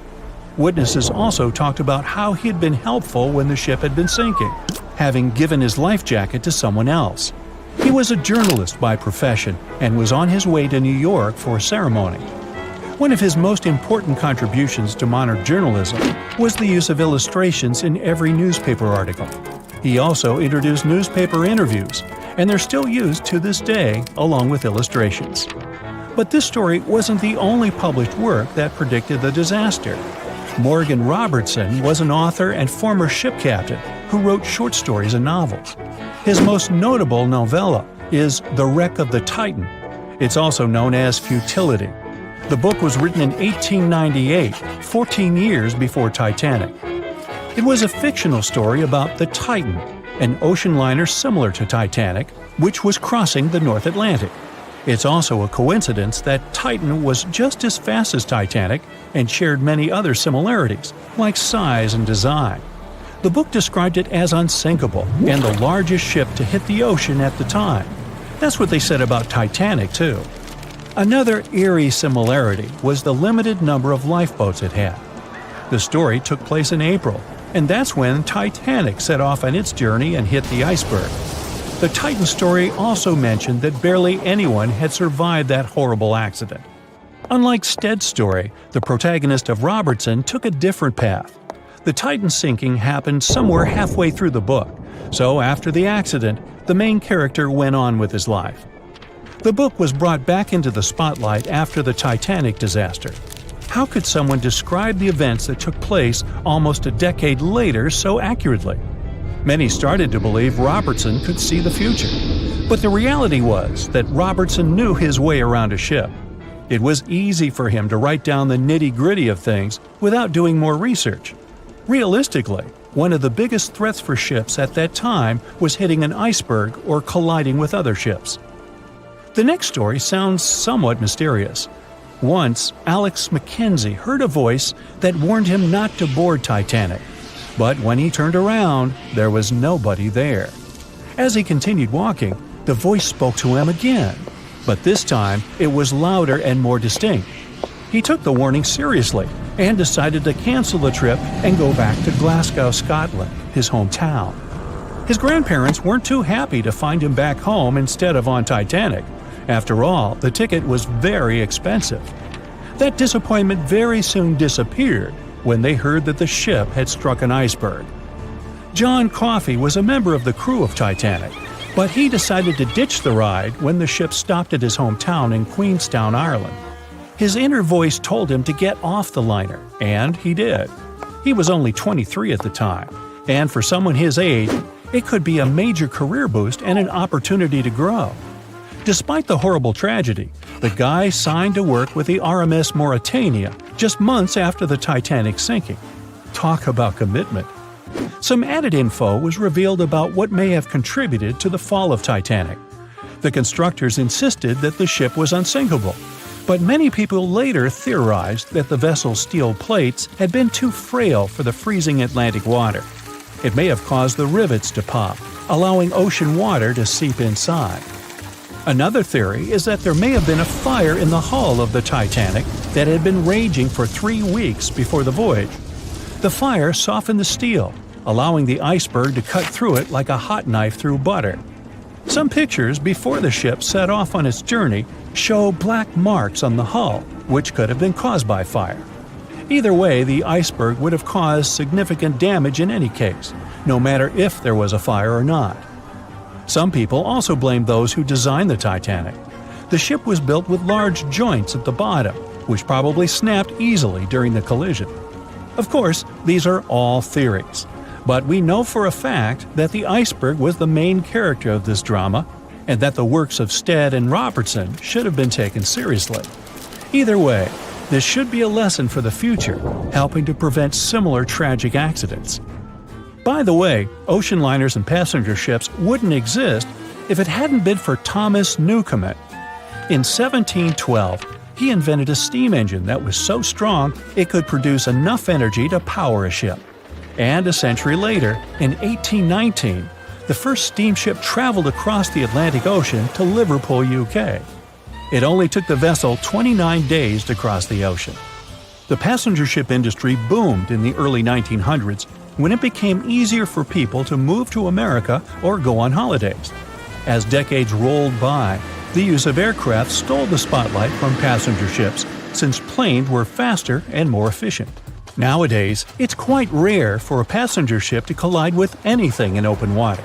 Modern technologies can detect anything that can pose a threat and even predict stormy weather. Cruise ships these days are giants compared to the vessels of Titanic's era. Modern ships can carry almost twice the number of passengers and have amenities folks back then could only dream of.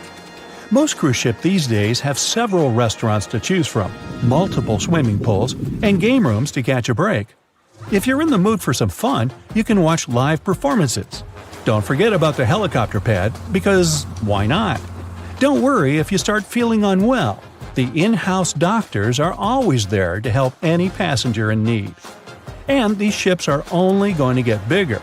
Putting Titanic and a modern cruise ship side by side is like comparing a Corgi to a Doberman.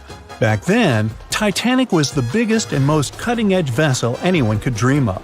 So, who knows what the future of cruise ships can hold? We might even have entire cities floating around. That would be a really big boat. It was the biggest ship ever built in its time, and it was supposed to be unsinkable. But within days of steaming out on its first voyage in 1912, the Titanic was gone beneath the relentless waves of the North Atlantic Ocean. And of its more than 2,200 passengers and crew, only 706 survived that dreadful night.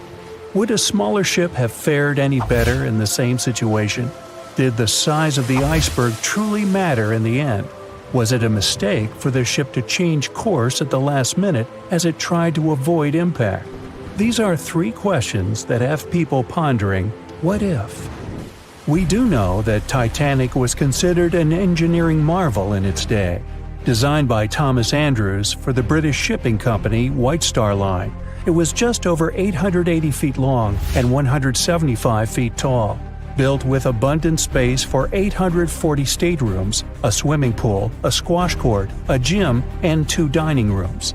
But it was below deck that one of its most impressive new features could be found. Titanic's hull was divided into 16 compartments designed to be watertight. Up to 4 of these compartments could take on water in the event of a breach, with the remaining 12 helping to keep the damaged ship afloat. It was thanks to these compartments that the ship was regarded as unsinkable. Rumor has it that Philip Frank, White Star Line's vice president, even declared, "There is no danger that Titanic will sink. The boat is unsinkable, and nothing but inconvenience will be suffered by the passengers." On April 14, 1912, that proved to be mistaken when Titanic struck an iceberg. As ice ripped along the ship's hull, several of those watertight compartments ruptured. It took only 2.5 hours for Titanic to sink. Did the size of the iceberg that hit Titanic seal its fate? Would a bigger or smaller iceberg have made any difference? Icebergs come in a wide variety of shapes and sizes. They are pieces of ice that have broken away from glaciers or ice shelves in the Arctic and Antarctic. and are now wandering across the ocean until they eventually melt. One of the tallest icebergs ever found would have easily dwarfed Titanic. Discovered in 1957, it was 550 feet high. That's close to the height of the Washington Monument. Imagine ramming into something that big. Smaller icebergs, though, can turn out just as dangerous. Some are the size of houses and called bergy bits. Others, closer to the size of a car, are called growlers. These can be much harder for ships and boats to locate, making them more difficult to avoid. And though smaller, they can produce a lot of damage when hit. It's also critical to recall that icebergs are always bigger than they seem, with the majority of their mass lurking below the ocean surface. In fact, over 80% of an iceberg's volume is underwater. Most of its sharp, jagged edges cannot be seen. Roam too close, and you risk damaging your ship's hull. Because Titanic had little notice of its impending doom, a smaller iceberg, struck at the same angle, could still have been enough to bring that mighty ship down.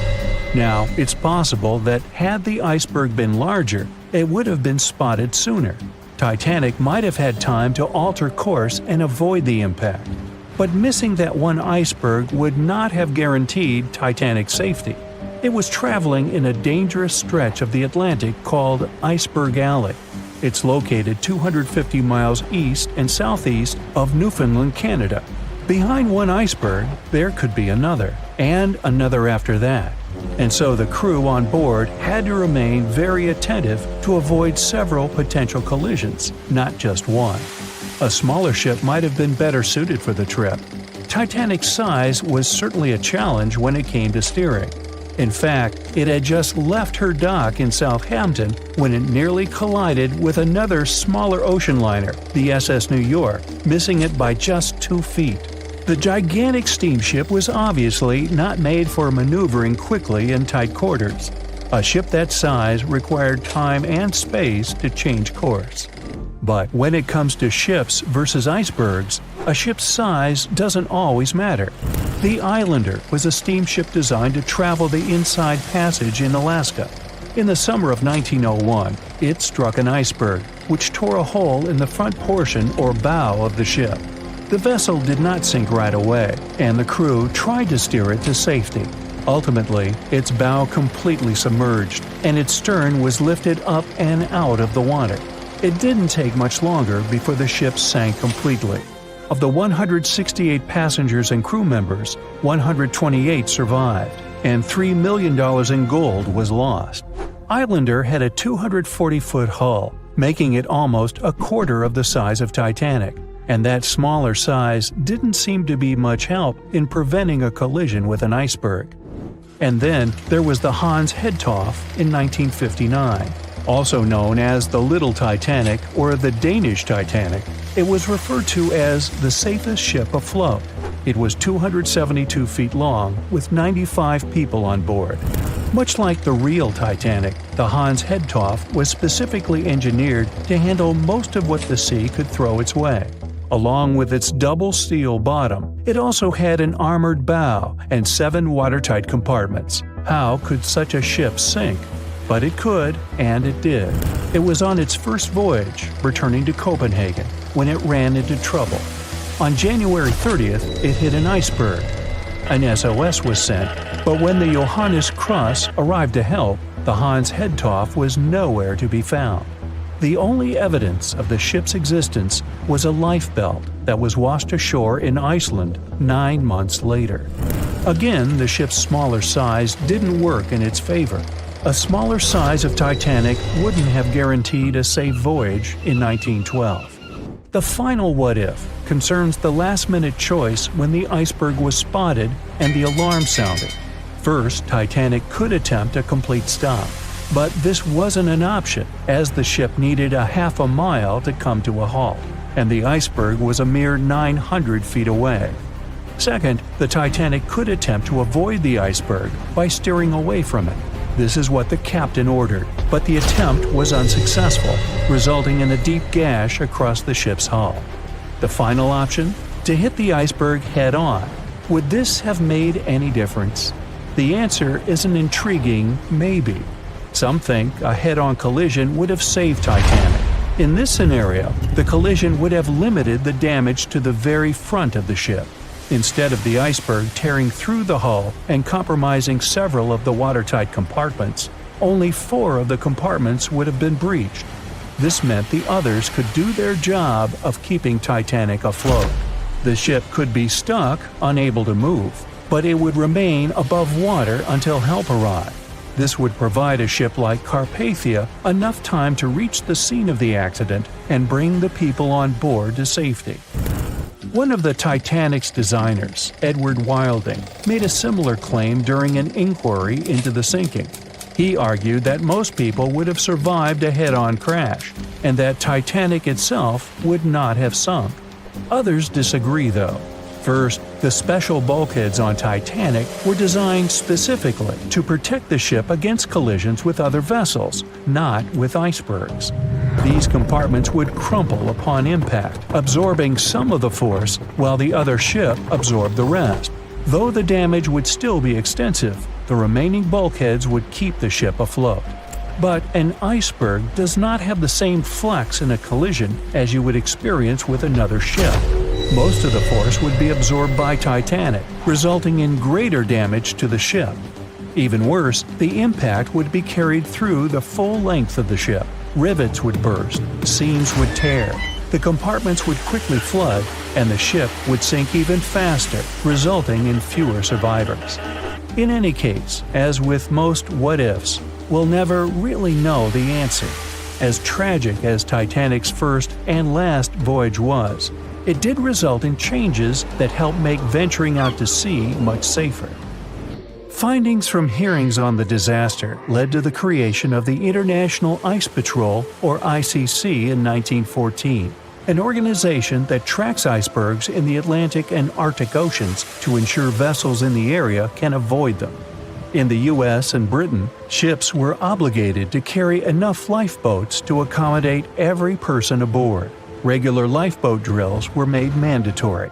And finally, the bulkheads on ships were made higher to keep water out, and bottoms were stretched to create double hulls, helping make the compartments truly waterproof. There's no denying that Titanic was a terrible tragedy, but the lessons learned from that night to remember has helped prevent many more. April 14, 1912. The dark night was filled with horrible sounds of a giant metal vessel breaking into two. The largest ship of that time collided with an iceberg that was on its way. The Titanic, one of the biggest stories of the 20th century that people still talk about. The starboard side of the giant vessel brushed up against the iceberg. It was 11:40 p.m. when things started going wrong. This iceberg caused enough damage for at least 5 watertight compartments in the hull to start filling with water. The crew immediately began a brief investigation to see if they could do anything and fix things. They had no one to rely on, all alone in the darkness of the cold night, far away from the land. The North Atlantic Ocean, around 400 miles south of Newfoundland, Canada. They needed time to figure out how to bring people to safety. They had some time, true, but not enough. If you watched the movie, you know the ship didn't plunge immediately after the icy doom had happened. The whole process lasted a good 2 hours and 40 minutes. But the situation was hard. There were 2,200 people to take care of, including crew and passengers, and things happening on the ship were chaotic. The chief designer, Thomas Andrews, soon realized they wouldn't be able to stay afloat. By midnight, the entire crew had begun preparing the lifeboats for launch. They had 20 boats with space for only 1,178 people, which was just a bit more than 50% of the people on board. The order was to get women and children to safety first. Crewmen were there to row and guide the boats. The scene over the next 2 hours gradually started escalating. The crew members had a task to wake up passengers and warn them something bad was happening. They wanted to place them into a fleet of lifeboats as soon as possible. At 12:15 a.m., some crew members sent out a distress signal. A steamship called Frankfurt was among the first ones that received the message and responded, but they were about 170 nautical miles away. Some other ships also got the message and offered their assistance, but sadly, they were too far away as well. At 12:20 a.m., the Cunard liner Carpathia got a distress signal from the Titanic and changed its course right away. They were 58 miles away at the time, and it would take them more than 3 hours to get there. 20 minutes later, the crew was lowering the first lifeboat. It was carrying only 27 passengers, although it had room for 65. Many of the lifeboats that were launched first were well below capacity. Crew members were worried, thinking the Davids wouldn't be able to hold a fully loaded lifeboat. And in the beginning, many passengers were just too afraid to leave the ship. They still thought Titanic was unsinkable and couldn't imagine the scenario that was going to happen 1 to 2 hours later. The crew was firing the first of 8 distress rockets. Unsuccessful. No one was close enough to help. By 1:20 a.m., they lowered 10 lifeboats. Number 8 had only 28 people in it. One of the passengers on the number 10 was 9-week-old Melvina Dean. She would later become the last survivor who lived until 2009 and turned 97. It was 2 a.m. already. 3 of the collapsible boats were the only lifeboats that remained on the ship. The bow of the vessel had sunk low and had tipped far under the surface. People around it could now clearly see stern propellers above the water. Crew members were lowering collapsible lifeboat D from the roof of the officers' quarters with over 20 passengers in it. As the ship's bow went under, the water was washing collapsible A from the deck. Those 20 people were struggling because their boat was partly filled with water. As crew members were trying to release collapsible B, it fell. Before they righted it, the water swept it off the ship. 30 passengers still managed to find safety on the overturned lifeboat. At 2:17 a.m., the ship's wireless operator decided to transmit one last distress call. A minute later, the light on the ship finally went out. Titanic and all left on board plunged into darkness. The bow continued to sink, and the stern was rising higher above the surface, which placed great strain on the midsection. Horrible sounds were filling the night. Titanic, this massive, legendary ship so many people placed their hopes in and were excited about, broke into 2 between the 3rd and 4th funnels. Reports would speculate it took about 6 minutes for the bow section to reach the ocean bottom. The stern settled back in the water before it rose again into a vertical position. It remained in this situation until it finally disappeared into the ocean. At 2:20 a.m., the stern apparently retained air inside, and water pressure crushed it as it went down. The stern landed about 2,000 feet away from the bow. People consider the Titanic the fastest ship in the world. They thought it was unsinkable because 4 of its compartments could be flooded, and that still wouldn't cause a critical loss of buoyancy. Its life was problematic since its beginning. While the ship was leaving port, it moved within a couple of feet of the steamer New York. It managed to safely pass by, which was a huge relief for all those worried passengers massed on the ship's decks. Titanic sailed off on the 10th of April. Its first journey was across the highly competitive Atlantic route. On the launch day, the Titanic became the biggest movable object in the history of humankind, 882 feet long, 92 feet wide. Not that big if you compare it with today's ships. The biggest cruise ship in the world today is Royal Caribbean's Symphony of the Seas, which is roughly 5 times the size of Titanic. If you put that ship in a vertical position, it would be nearly as tall as the Empire State Building, which is 1,250 feet without antennas. But Titanic was a huge attraction back in its time. At one moment of their journey, they stopped in France, after which they made another stop in Ireland.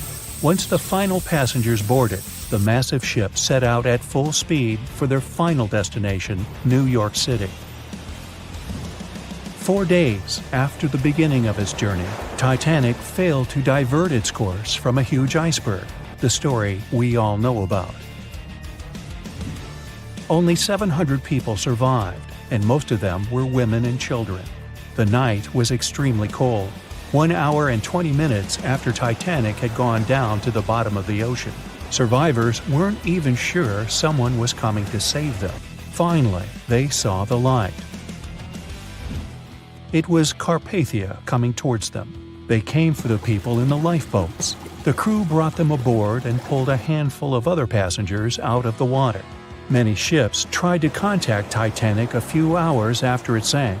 Their messages were never returned. Later, when there was an investigation of what really happened, they discovered the Leyland liner California had been less than 20 miles away when Titanic was sinking. But the crew didn't hear the distress signals coming from Titanic because their radio operator was off duty.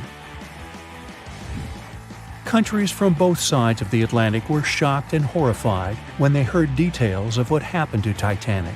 They decided to make changes to ship operations, rules that would help avoid such events in the future. They held the first International Convention for Safety of Life at Sea, where they adopted rules for every ship to have lifeboat space for each passenger on board. Also, lifeboat drills became mandatory. They also decided to establish an international ice patrol. Its main role was to monitor icebergs in the North Atlantic shipping lanes. Ships also needed to maintain a 24-hour radio watch. Titanic wasn't built alone. Because of the size of this magnificent ship and all the new equipment it required, it would have been too expensive as a one-off. So the team built the Titanic alongside 2 sister ships, and both of them had eventful lifetimes. RMS Olympic came first. It was launched in 1910, and for a whole year was the biggest liner in the world.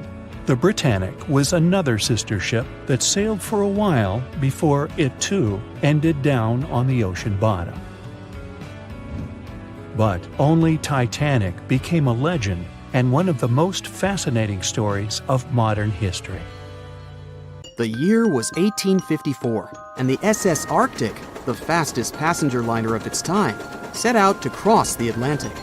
As it sailed through the misty veil, it slowly disappeared into the unknown.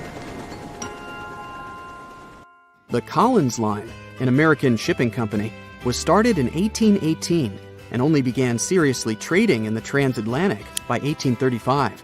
Its steamships crossed the Atlantic from Liverpool to New York within just 10 days. Doesn't sound like a great speed today, I know, but back then, the same thing took other ships several weeks. Light on the water with their wooden hulls, powering through with a strong steam engine, those steamships were the favorite choice for many high-profile people. What could go wrong with such an advanced ship, they thought. This reminds me of some other ship everyone believed to be unsinkable. But anyway, back to the Collins Line.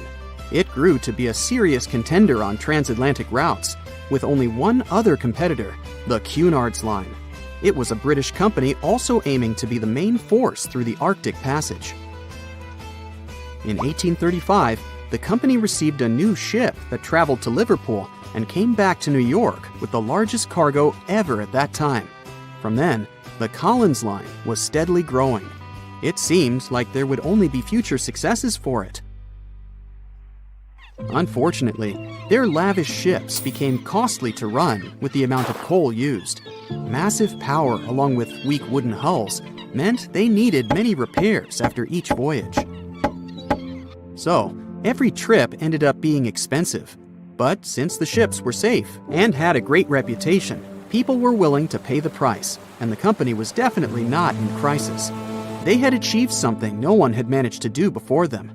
Like I told you, their ships crossed the Atlantic in a whopping 10 days. and Edward Collins, the owner, was very determined to maintain the pace. Their 5 ships easily outran the Cunard's line of only 3. With this great praise, it provided more attention. Though the Cunard's ships were slower with their iron hulls, they believed there was still profit, regardless of how slowly they sailed. Among Collins' ships, the Arctic, the third of them to be launched, was the largest, reaching 284 feet long, with 2 side-lever steam engines, each with 1,000 horsepower. The paddle wheels made 16 revolutions a minute when at full speed. At the time of its launch, the press called it the most stupendous vessel ever constructed in the United States. But glamour and fame couldn't avoid what would come next. On the 27th of September, the Arctic was on its journey from Liverpool to New York, continuing a speed pace through the thick fog. It's possible that by that moment, after 4 years of record-breaking trips, the crew became overconfident with their sailing and the ship. Going only 50 miles from Newfoundland, they carelessly continued through the fog with no radio contact, sonar, or any other form of identifying objects, equipped only with Morse code. A smaller ship, the SS Vesta, which operated as a fishing vessel, often worked around Newfoundland. It was passing through the same path as the Arctic and crashed into its side. Shocked by the collision, the captain of the Arctic offered help to the much smaller Vesta, but it was soon clear that the damage that seemed minor on the Arctic was far worse. Beneath the waterline, a hole was letting water into the hull. The cost of the much faster wooden hull now seemed less valuable. They steered toward land, trying to plug the holes, but they weren't doing so well, and the seawater continued to pour in, filling up higher and pushing the ship down. And finally, once the engine room was full, it put out the boilers, taking away the massive power the Arctic was once legendary for. They moved slowly until coming to a complete stop. The ship continued to sink, and the order was to abandon it. At the time, maritime law allowed for the Arctic to carry only 6 lifeboats, only capable of saving 180 people. The crew and some of the passengers managed to push their way aboard and took most of the seats on those boats. Things were pretty wild, and everyone forgot about their manners, not letting the ladies and the youngest ones board first. It took 4 hours for the Arctic to sink. 150 crew and 250 passengers were on board. Those that weren't able to find a lifeboat made a desperate attempt to build their own rafts from parts of the ship. 2 days later, only 3 boats made it safely to the shore. The other 3 were never found. Believe it or not, the rescue party also saved some people that had been clinging to the wreckage for 2 days. Unlike the crew, the captain went down with the Arctic, but amazingly survived. He would be only one of 85 people that made it, out of the 400 on board. When the news arrived 2 weeks later, the public responded with great sadness to the losses. Great anger soon followed towards the poor safety measures in the crew. The press published demands to change the laws for more lifeboats. It only made sense to have enough for every person on board a ship.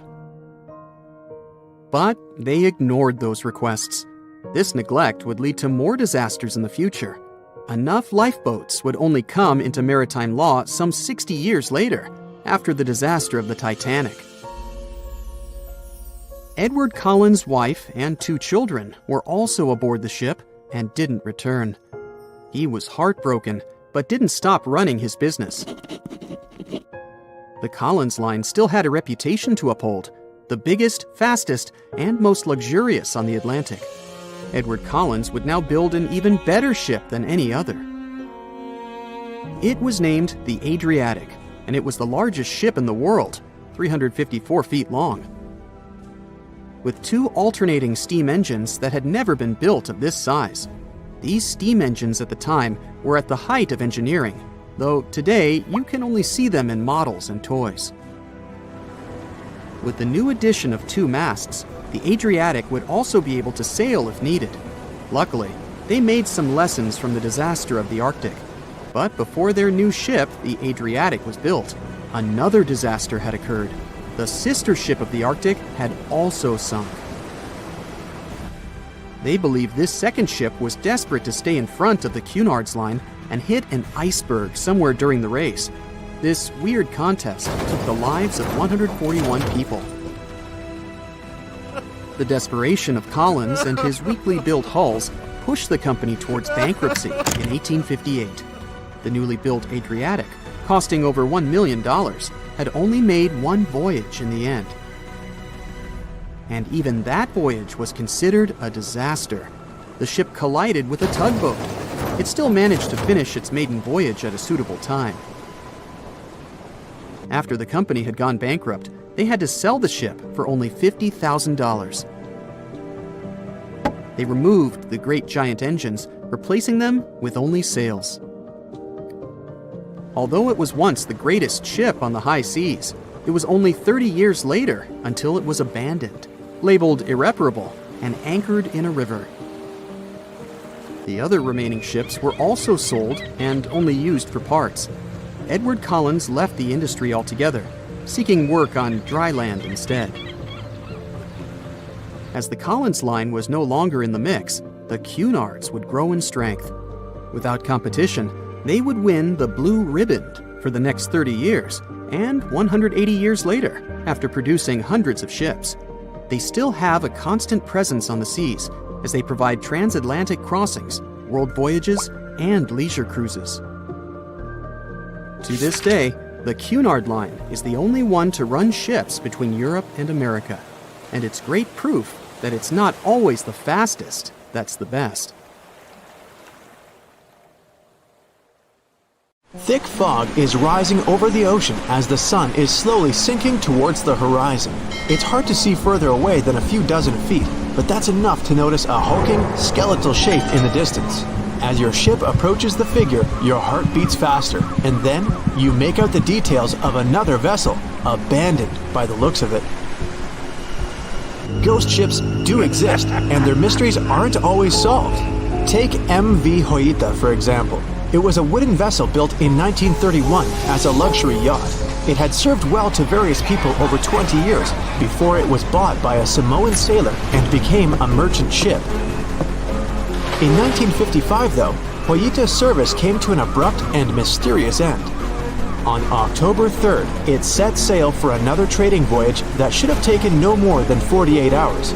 Delays happen in the sea, so when Hoita didn't arrive on October 5th as scheduled, there was little worry yet. But then it failed to come on the following day too. There was no distress signal or any other sign of Hoita's presence anywhere between its departure and arrival points. A search and rescue party was dispatched to find the ship, and for 6 days, they were scouting the area of nearly 100,000 square miles. On October 12th, the mission returned to the base empty-handed. Hoita vanished without a trace.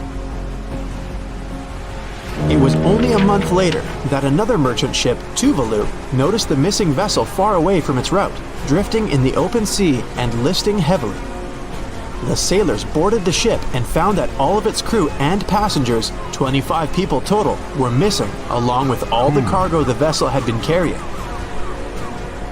The radio was tuned to the International Distress Channel, meaning that the crew had been trying to ask for help, but they couldn't reach anyone because the radio cable had been damaged, limiting the range to 2 miles. The lifeboats were missing as well, indicating that people on board must have left the ship. Unfortunately, they seem to have taken the logbook with them, leaving the rescue team clueless as to what had happened. Even today, the mystery of MV Hoita hasn't been solved yet. No one knows where the crew and passengers had gone and what had caused them to leave. SV Carol A. Deering wasn't a ghost ship in the usual sense of the word. There are no sightings of it in the open sea. Instead, it was found on the shore, but the circumstances of it running aground are a puzzle shrouded in mystery. Carol A. Deering was built in 1919 in Maine, and it was a large vessel made for commercial voyages. Unfortunately, despite its large cost of construction, it had only served for a year before its last trip. July 19th, 1920. The ship was traveling from Puerto Rico to Rio de Janeiro via Newport News to deliver a cargo of coal. It was almost halfway to the final destination when the captain fell seriously ill, and the crew turned back to drop him and his son off and replace the captain. The voyage went without incident, but when it came to Barbados in December to resupply, there were strange moods among the crew. The first mate didn't seem to be happy with the new captain. No one paid much attention to it back then, when they probably should have. The last sighting of Carol A. Deering at sea was on January 28, 1921, when a lightship noticed it off the coast of North Carolina. There was some commotion on the quarterdeck of the ship, where the crew were normally not allowed. Then, another vessel sighted it, but there was already no one on the decks. On January 31st, the merchant ship was found hard aground in the Diamond Shoals, a site notorious for numerous shipwrecks that had been occupying there for centuries. When the search and rescue party boarded the ship, they found it abandoned, the log and personal belongings of the crew gone, along with the 2 lifeboats.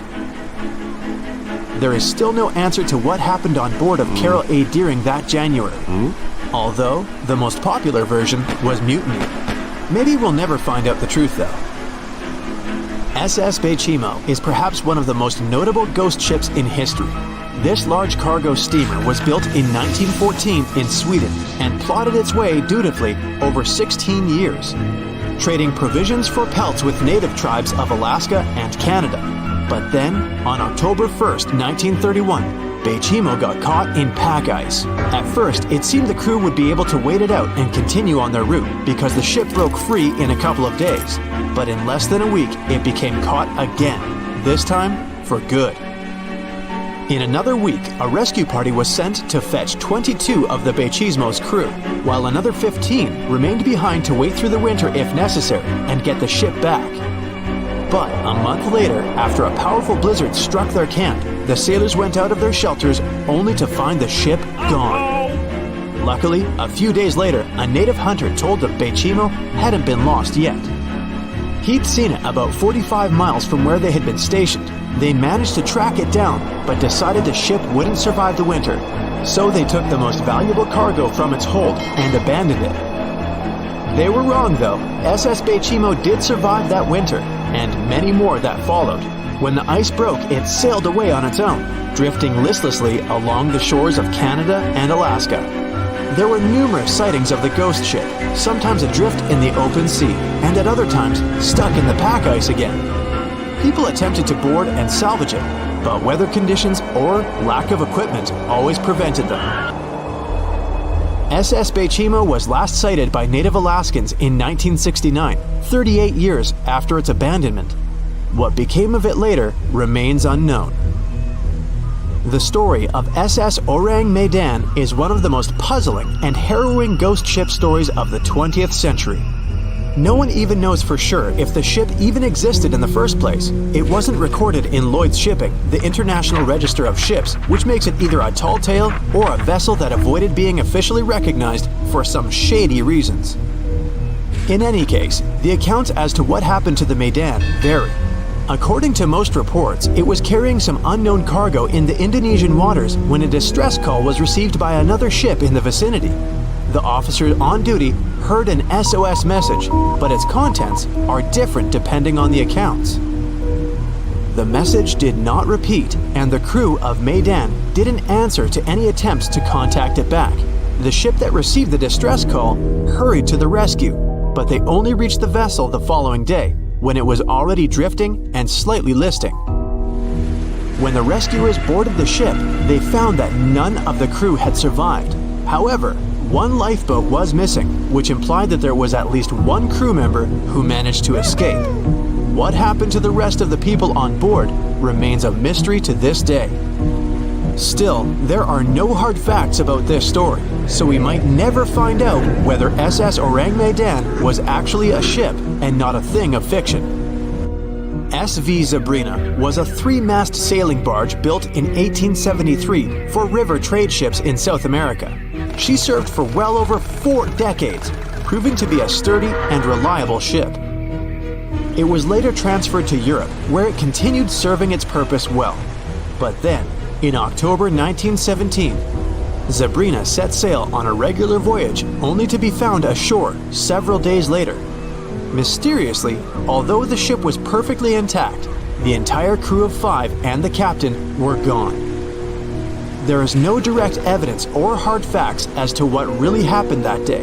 The most convincing theory is that the crew were washed away from the deck because of an underwater explosion. And then the ship sailed ahead without them. But the truth, as always, remains unknown. April 1912 marked one of the most terrible tragedies in the history of the world. The most unsinkable vessel, the pinnacle of engineering at that time, the huge Titanic, sank. On that dark, moonless night, the ship had many chances to save its passengers. There was another ship just a few miles away that could have saved the Titanic, but it didn't. It wasn't a phantom ship, and it's not some legend or a theory. This is a documented reality. There are records and witnesses' statements confirming this. But why didn't this ship help? Let's find out what happened that night by looking at these events from 3 different points of view. Let's start with the Titanic version. 11:30 p.m. The moon hides behind black clouds. Visibility is bad. Everything is calm on the Titanic. Under the captain's guidance, the communications operator stays in touch with the mainland through the radio. At this moment, some stranger breaks into the frequency, interrupting the operator's communication. It's unclear what this strange man wants and what he's talking about. The operator doesn't try to figure it out. He shouts at the guy, demanding him to disconnect. The connection is interrupted. At 11:40 p.m., the Titanic crashes into an iceberg. The ice breaks the hull. Water begins to flood the lower decks. Nobody is panicking yet. 20 minutes later, at midnight, the ship's crew sends a distress signal through the radio frequency. Few people understand how bad the situation really is. After 20 minutes, at 12:20 a.m., they start lowering lifeboats with passengers. At 12:25 a.m., they receive a response to the distress signal. This is RMS Carpathia. Their captain reports they're already sailing at maximum speed towards the Titanic. But the problem is that the crash site is 58 miles away. This means Carpathia will only be here in 4 hours. At 12:45 a.m., the sinking ship's crew release rockets into the air. These flares are one of the main reasons for the terrible fate of many passengers, but more on that later. 90 minutes later, the Titanic's deck breaks and the ship dives underwater. At 4:10 a.m., the Carpathia finally arrives at the shipwreck location. The crew members make heroic efforts to save all the people. They take 705 survivors on board. At this moment, another ship appears. It's SS Californian. The Carpathia sails towards the New York coast with all the people. The Californian floats in search of passengers and finds nothing but wreckage. The ship was only a few miles away while the Titanic sank into the icy water. The Californian could have saved these people, but did nothing. Its captain, Stanley Lord, made one of the most terrible acts that a sailor can allow. He didn't help a sinking ship. When the world found out about all this, they detested Captain Lord. They couldn't bring charges against him, and the trial didn't punish him. But his career was ruined entirely, as no other ship company would hire him. Despite this, he never confessed he had been guilty. Before he passed away, the captain said it hadn't been his fault. If this was true, then what happened there? This brings us to the Californian version. It's the night of April 14th. The Californian is sailing in the cold waters of the North Atlantic.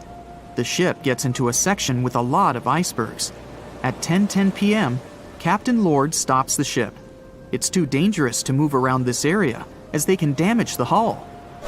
At 11 p.m., the ship starts drifting.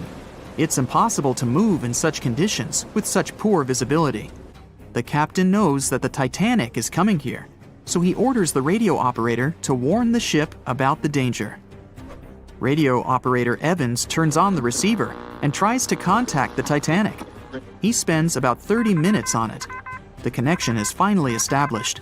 At this moment, the Titanic radio operator is speaking with the mainland. Evans interrupts this conversation and tries to warn the ship about icebergs. The operator doesn't understand Evans' words. He's annoyed because Evans broke into the channel so brazenly. He shouts at Evans and cuts the connection. Tired, Evans turns off the receiver and informs his superiors about the incident. It's still a mystery how the captain reacted to this news. He probably thought the Titanic knew about the danger. He lets Evans go to bed. If Evans hadn't turned off the radio and waited 1 hour, he would have heard a distress signal from the Titanic. But you shouldn't blame him. At this point, he has no official reason to stay at the transmitter. Evans is too exhausted and can't fight drowsiness. So, Evans goes to bed. The Titanic begins to sink. Its captain sends a distress signal. The operator on board the Carpathia catches it, but the Californian doesn't, since the receiver is turned off. Captain Lord can't sleep. He feels that something is wrong. Meanwhile, the Titanic is rapidly sinking under the water. The captain gives the order to launch rockets into the air. And here is where one of the critical mistakes takes place. They release warning lights, but they are not red. The crew forgot to take red rockets on board for some reason, so they lit up the sky with a bright white light. If you need to send a distress signal, you need to release red lights. Captain Lord sees these lights, but doesn't perceive them as a cry for help. It can't be that there are no standard red rockets on such a massive ship as the Titanic. But, unfortunately, it can. Captain Lord thinks the Titanic is sailing away. Perhaps there is some unknown reason behind those white lights, but he doesn't really know. So, Captain Lord has no idea that the Titanic is sinking. He still decides to contact the ship, but this time, not through radio communication. Captain Lord doesn't wake up the radio operator and sends a signal to the Titanic through a signal lamp. It's important to understand that many old-school captains didn't take radio communication seriously. They didn't understand the value of this technology. That's why Captain Lord doesn't wake up Evans. He sends light signals, but the Titanic doesn't respond. Many survivors later mentioned seeing the flashing lights of the Californian, but there was nothing they could have done. The ship's crew doesn't hear their cries for help. At 2:20 a.m., the Titanic completely goes underwater. A little more than 2 hours later, radio operator Evans wakes up and turns the transmitter on. He hears many rescuers talking about the sunken ship. Evans understands everything. He reports this to the captain. At that moment, the Californian immediately heads to the wreck site. They meet Carpathia there. With the survivors on board, it sails towards New York. The Californian stays sailing and looking for people. They find nothing but wreckage. The Californian returns to the mainland. The news about the ship that could have saved the Titanic is spreading all over the country. The trial begins. Captain Stanley Lord and the crew tell their version. They say their ship had been standing still. Many people don't believe them, and some of the surviving passengers claim to have seen the Californian sailing by. Still, the judge declares them innocent. 1962. Captain Stanley Lord is a very old man. He calls a notary to confess something. The captain makes his last remark about this case. He swears he's not guilty. But if it wasn't the Californian sailing past the Titanic at that moment, then what? The Samson theory could answer that question for us. The sealing ship Samson is sailing in the cold waters of the North Atlantic. The crew aren't sleeping. They carefully study the surroundings, but not because they're afraid of icebergs. They're scared of meeting with the U.S. Coast Guard. The Samson ship's crew catch seals, which is illegal. At 12:45 a.m., Samson's captain sees white signal rockets. The team is sure it's the Coast Guard. They turn off the lights and sail away. It's dark, so they don't notice the sinking Titanic. They return to the coast of Iceland and hear about the disaster.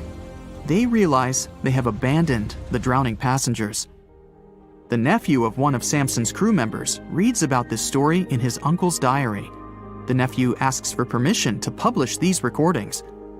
All the people realize that Captain Lord wasn't guilty, but unfortunately, he didn't live to see this moment.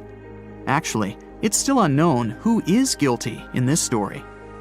2 ships were nearby the Titanic. Their captains were adequate people. They would have helped save all the passengers. Their fault was that they couldn't understand what the Titanic wanted on that dark night. Someone forgot to put red flares in the box. This small but fatal detail was one of the leading causes of the tragedy. On April 10, 1912, the RMS Titanic set sail from England. But this wasn't the launch of a regular ship. The Titanic was the largest liner ever built at the time. It was 882 feet long. That's nearly the size of 3 soccer fields. And measured from the hull to the top of the smokestacks, the ship was an impressive 175 feet tall. That's the size of a 17-story building. Deemed unsinkable, it took 3,000 workers almost 3 years to build. But a mere 4 days into its very first voyage, at 11:40 p.m., the ship collided with an iceberg and was lost beneath the waves of the Atlantic Ocean. It took the liner only 2 hours and 40 minutes to sink. And of more than 2,200 passengers and crew members on board, only 706 survived. The wreck would remain lost for another 73 years, hiding its many secrets within the frigid Atlantic waters. And if it wasn't for a man whose whole life had been devoted to exploring the sea, the giant ship might have remained lost for a lot longer. That man was Robert Ballard. As a child, Ballard was obsessed with the ocean. This fascination started when he was just 12 years old. That's when he watched a film adaptation of Jules Verne's science fiction novel, 20,000 Leagues Under the Sea. It had everything to spark a young person's imagination, from adventure and strange creatures to a powerful underwater vehicle called the Nautilus. It could travel anywhere in the world you wanted to go. From that moment, life on dry land was no longer in Ballard's future. When he was 23, he was assigned to the Deep Submergence Group. There, he helped develop techniques to search the ocean floor. His biggest accomplishment was the creation of Alvin. It was a small, easy-to-maneuver submarine that could carry 3 people. It also featured an external mechanical arm designed to gather underwater samples while the crew remained safe and dry inside. Alvin the submarine quickly proved useful for a variety of tasks. For example, once it was used to track down an aircraft that had crashed into the sea. But the vessel experienced a series of setbacks. In one case, it was attacked by a swordfish, which caused the submarine to resurface quickly. The swordfish, still stuck in the outer skin of the submarine, became that night's dinner. And in October 1968, the submarine was being lowered into the water when the cables holding it snapped, sending it careening into the ocean along with 3 crew members on board. And because the small vessel was still open, it immediately filled with water and quickly began to sink. Luckily, the crew managed to escape, but Alvin was gone. Bad weather hampered multiple attempts to recover the vessel. It wasn't until the following year that it was finally returned to the surface. In time, Alvin would be improved. Its hull would be strengthened by titanium, giving it a higher depth rating, thus making it even better suited for ocean exploration. The specialized submarine would come in handy in many of Ballard's 100-plus expeditions. The man was one of the first to explore an underwater mountain chain called the Mid-Atlantic Ridge in the Atlantic Ocean. And when he found thermal vents in the Galapagos Rift in the late 70s, he also helped discover and document the process of chemosynthesis. That's a complicated chemical synthesis of food energy by bacteria. But his biggest discovery was still to come. Ballard claimed he'd never been a Titanic fanatic, but he eventually became obsessed with finding the ship after watching other explorers try and fail.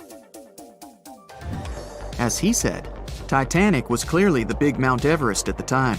Many others had tried, many that I thought would have succeeded, or should have succeeded but didn't. Ballard began thinking about finding the ship as early as 1973. and 4 years later, he actually made an attempt. He used the deep-sea salvage vessel Sea Probe, which was a drill ship equipped with cameras and sonar. But he was forced to give up when the drilling pipe broke. It just wasn't his time.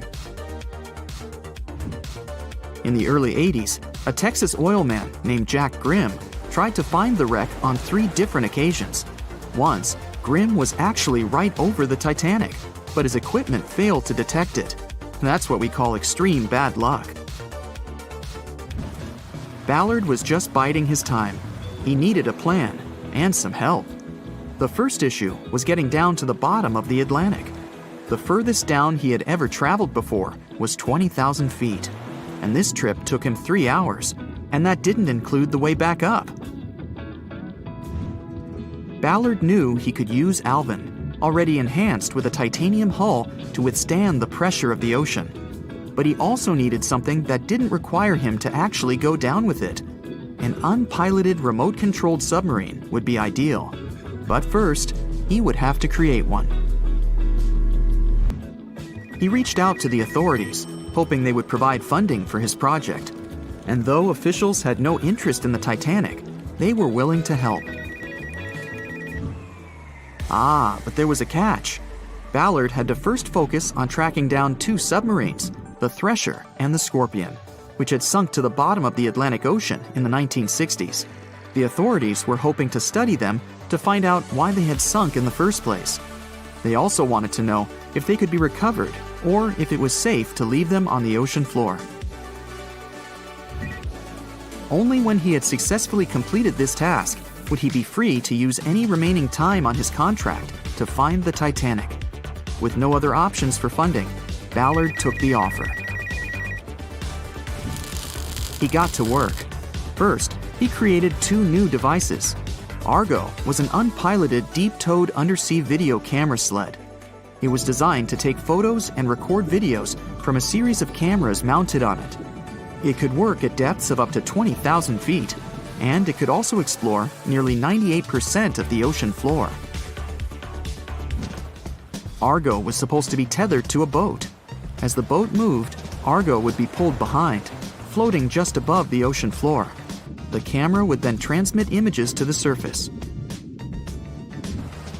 The second device was a small robotic vehicle called Jason Jr. It was also controlled remotely, which allowed the crew inside a submarine, like Alvin, to get closer to and photograph underwater objects. Ballard was now ready. He knew he had to find those submarines quickly, and it didn't take him long. Much to his relief, the search was relatively simple, and he was able to fulfill his obligations with 12 days to spare. With almost 2 weeks to devote to finding the Titanic, he set out to explore the ocean. He focused the search close to Newfoundland, Canada, pulling Argo along the ocean floor and reviewing the images it collected. And after a few days of nothing, they eventually found riveted hull plates and a boiler. Could this be it? The next day, a ship's large bow was revealed. On September 1st, 1985, Ballard and his fellow crew members realized they had finally found the infamous ship. The discovery resulted in a mix of emotions. Ballard was excited to be the first to find the Titanic's final resting place, but he was also overwhelmed by the sense of grief for those who had suffered when the ship had gone down. Over the next 4 days, the crew explored the wreck. They found the crow's nest, from where the iceberg had first been spotted. Plus, there was finally evidence of how the massive ship had split in 2 before sinking, with both halves of the ship found. There was furniture and dinnerware, and sadly, several leather shoes of those who hadn't made it to safety were scattered about the ocean floor.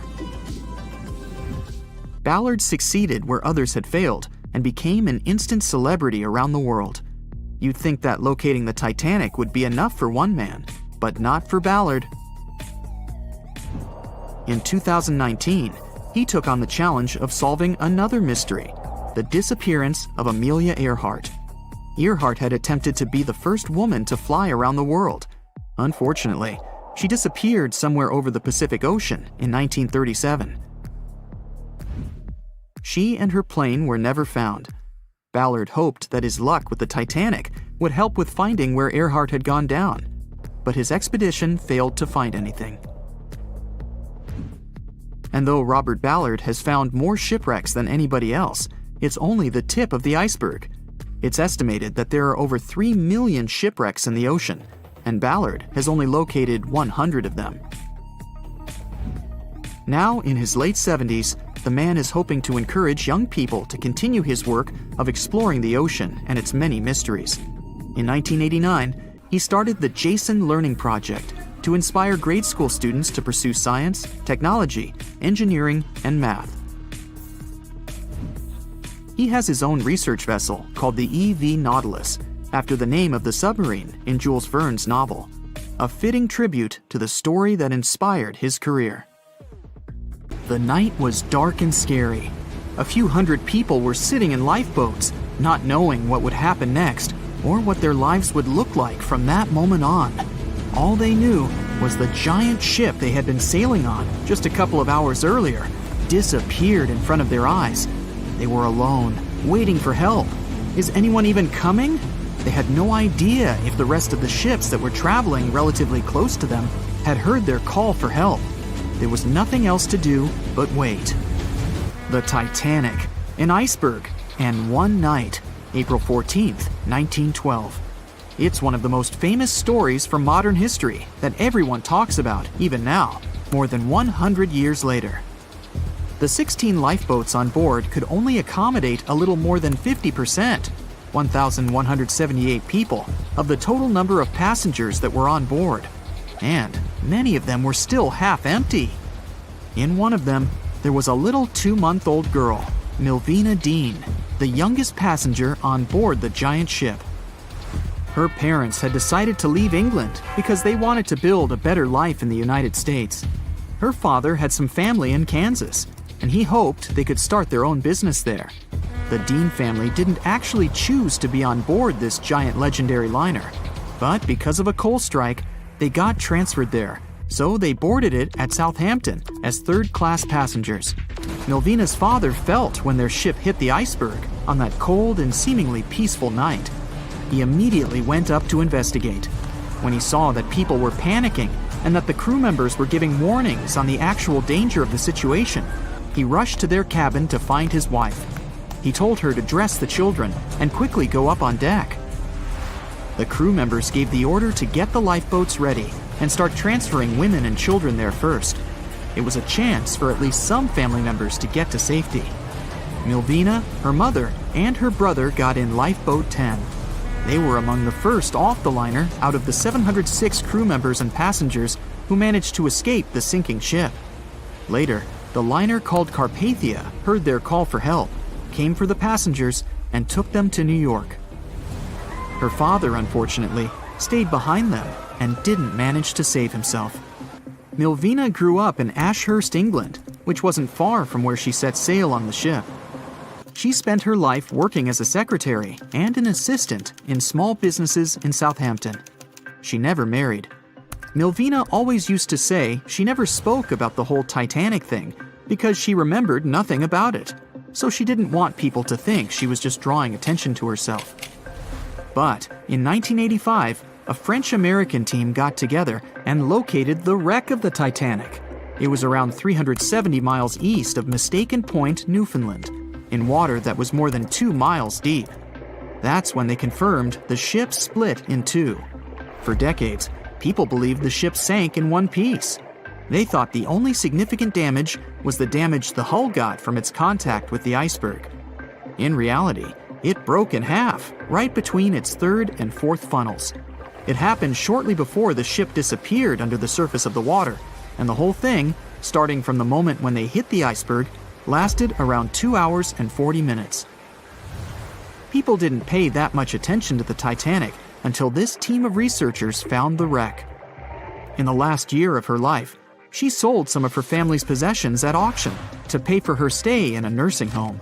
The items she sold also included a suitcase filled with clothes that her family got when they arrived in the U.S., and compensation letters her mom got from the Titanic Relief Fund. The compensation letters outlined the financial aid that certain passengers received who had survived the loss of their loved ones. She lived until the age of 97 when she caught pneumonia. She was the youngest of the 705 people that survived the whole event. The Titanic was the world's largest ship. Since it was so big, some thought the vessel should have had 4 exhaust stacks. But Thomas Andrews, the man who designed the ship, believed that only 3 were necessary. So, the Titanic basically had one purely decorative stack. 2,200 people were on board when the ship sank. There were 908 crew members, and the maximum number of passengers on board, which was 3,500. As you probably saw in the movie, there were different classes of passengers. The estimated overall wealth of those in first class was about $500 million. And researchers estimated $6 million worth of things went down to the ocean bottom, together with the ship. In first class, this liner was a place of luxury. It had 4 restaurants, 2 libraries, 2 barber shops, reading rooms, and a photographic darkroom on board. There was also a heated swimming pool, but only first-class passengers could use it, at a price of 1 shilling a time. The ship also had Turkish baths and electric baths, and passengers could use each for 4 shillings at a time. The cost to build this massive giant was $7.5 million, but that was back in 1912. Today, it would be about $200 million. First-class tickets cost $2,560 at the time, which is today's equivalent of $61,000. What would you get in these expensive cabins? A sitting room, 2 bedrooms, 2 wardrobe rooms, and a bathroom. Would you pay that much for those luxuries? Teams of researchers still haven't explored many areas on the Titanic. It's still very, very hard to access them with underwater vehicles. There was a lifeboat drill scheduled for the same day the Titanic sank, but it was called off for some reason. The crew had done just 1 lifeboat drill, and that was when the ship was still docked. But even if the crew members had been properly trained and each lifeboat had been filled, the capacity was still not enough to save each and every passenger. The Titanic was the biggest movable object in the world at that time. On May 31st, 1911, its immense hull made its way down the slipways and ended up in the River Lagan in Belfast. Over 100,000 people were there to see the launch, which took just a little more than a minute and went off without a hitch. The people who were in charge of the ship immediately towed the hull to a mammoth fitting-out dock. Thousands of workers spent most of the next year there working hard, building the decks and constructing all those luxury interiors that gave the Titanic its specific look. They were also installing the 29 giant boilers that would power the ship's 2 main steam engines. All that to get the title unsinkable. The ship had more than just one fatal flaw. You may have heard of one of its design flaws. The airtight bulkheads weren't completely sealed on top. This allowed water to flow from one compartment to another, which eventually sank the liner. And Titanic had more flaws. High sulfur content, cold temperatures, and high speeds largely affected the steel of the vessel's hull and the iron of its rivets. The steel here shattered, while the rivets popped out relatively easily. This was the reason the Titanic sunk 24 times faster than we'd expect. There are many theories about what really led to the sinking of such a giant. And one says a full moon from a couple of months before could be one of the reasons. It may have created very strong tides that sent a flotilla of icebergs southward. This was right in time for the Titanic's maiden voyage. Research says an optical illusion prevented the ship from getting help. One famous British historian, Tim Moulton, thought the atmosphere on the night of the sinking created specific conditions that made it very hard for the crew members to spot icebergs. They partially caused something called superrefraction. The extraordinary bending of light causes miraging, and several ships in the area recorded it. Not only did this prevent the crew from seeing the troublesome iceberg in time, but it also stopped one of the ships that could have offered help from identifying the call for help and communicating with the Titanic crew. Also, some say the ship was traveling too fast.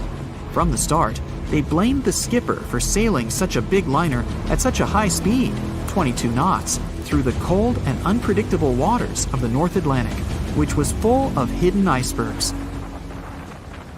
April 1912 marked one of the most terrible tragedies in the history of the world. The most unsinkable vessel, the pinnacle of engineering at that time, the huge Titanic, sank. On that dark, moonless night, the ship had many chances to save its passengers. There was another ship just a few miles away that could have saved the Titanic, but it didn't. It wasn't a phantom ship, and it's not some legend or a theory. This is a documented reality. There are records and witnesses' statements confirming this. But why didn't this ship help? Let's find out what happened that night by looking at these events from 3 different points of view. Let's start with the Titanic version. 11:30 p.m. The moon hides behind black clouds. Visibility is bad. Everything is calm on the Titanic. Under the captain's guidance, the communications operator stays in touch with the mainland through the radio. At this moment, some stranger breaks into the frequency, interrupting the operator's communication. It's unclear what this strange man wants and what he's talking about. The operator doesn't try to figure it out. He shouts at the guy, demanding him to disconnect. The connection is interrupted. At 11:40 p.m., the Titanic crashes into an iceberg. The ice breaks the hull. Water begins to flood the lower decks. Nobody is panicking yet. 20 minutes later, at midnight, the ship's crew sends a distress signal through the radio frequency. Few people understand how bad the situation really is. After 20 minutes, at 12:20 a.m., they start lowering lifeboats with passengers. At 12:25 a.m., they receive a response to the distress signal. This is RMS Carpathia. Their captain reports they're already sailing at maximum speed towards the Titanic. But the problem is that the crash site is 58 miles away. This means Carpathia will only be here in 4 hours. At 12:45 a.m., the sinking ship's crew release rockets into the air. These flares are one of the main reasons for the terrible fate of many passengers, but more on that later. 90 minutes later, the Titanic's deck breaks and the ship dives underwater. At 4:10 a.m., the Carpathia finally arrives at the shipwreck location. The crew members make heroic efforts to save all the people. They take 705 survivors on board. At this moment, another ship appears. It's SS Californian. The Carpathia sails towards the New York coast with all the people. The Californian floats in search of passengers and finds nothing but wreckage. The ship was only a few miles away while the Titanic sank into the icy water. The Californian could have saved these people, but did nothing.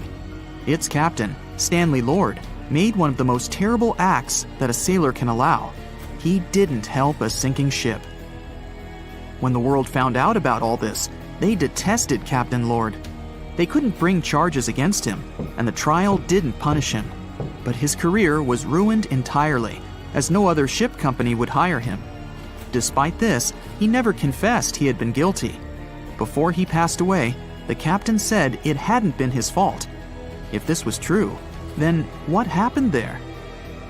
This brings us to the Californian version.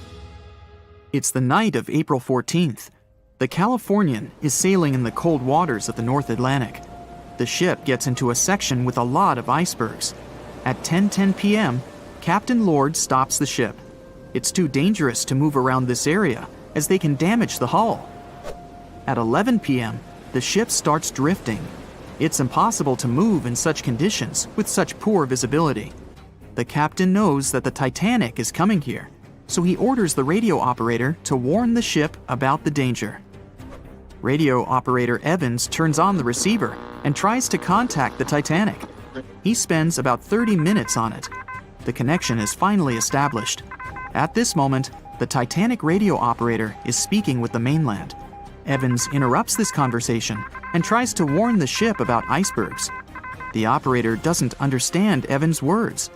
He's annoyed because Evans broke into the channel so brazenly.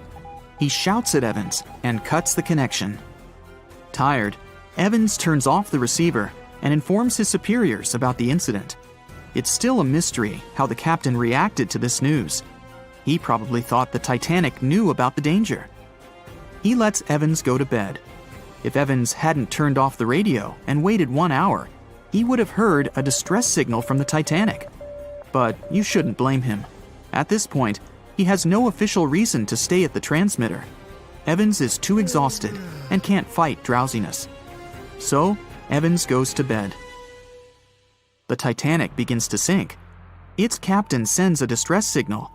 The operator on board the Carpathia catches it, but the Californian doesn't, since the receiver is turned off.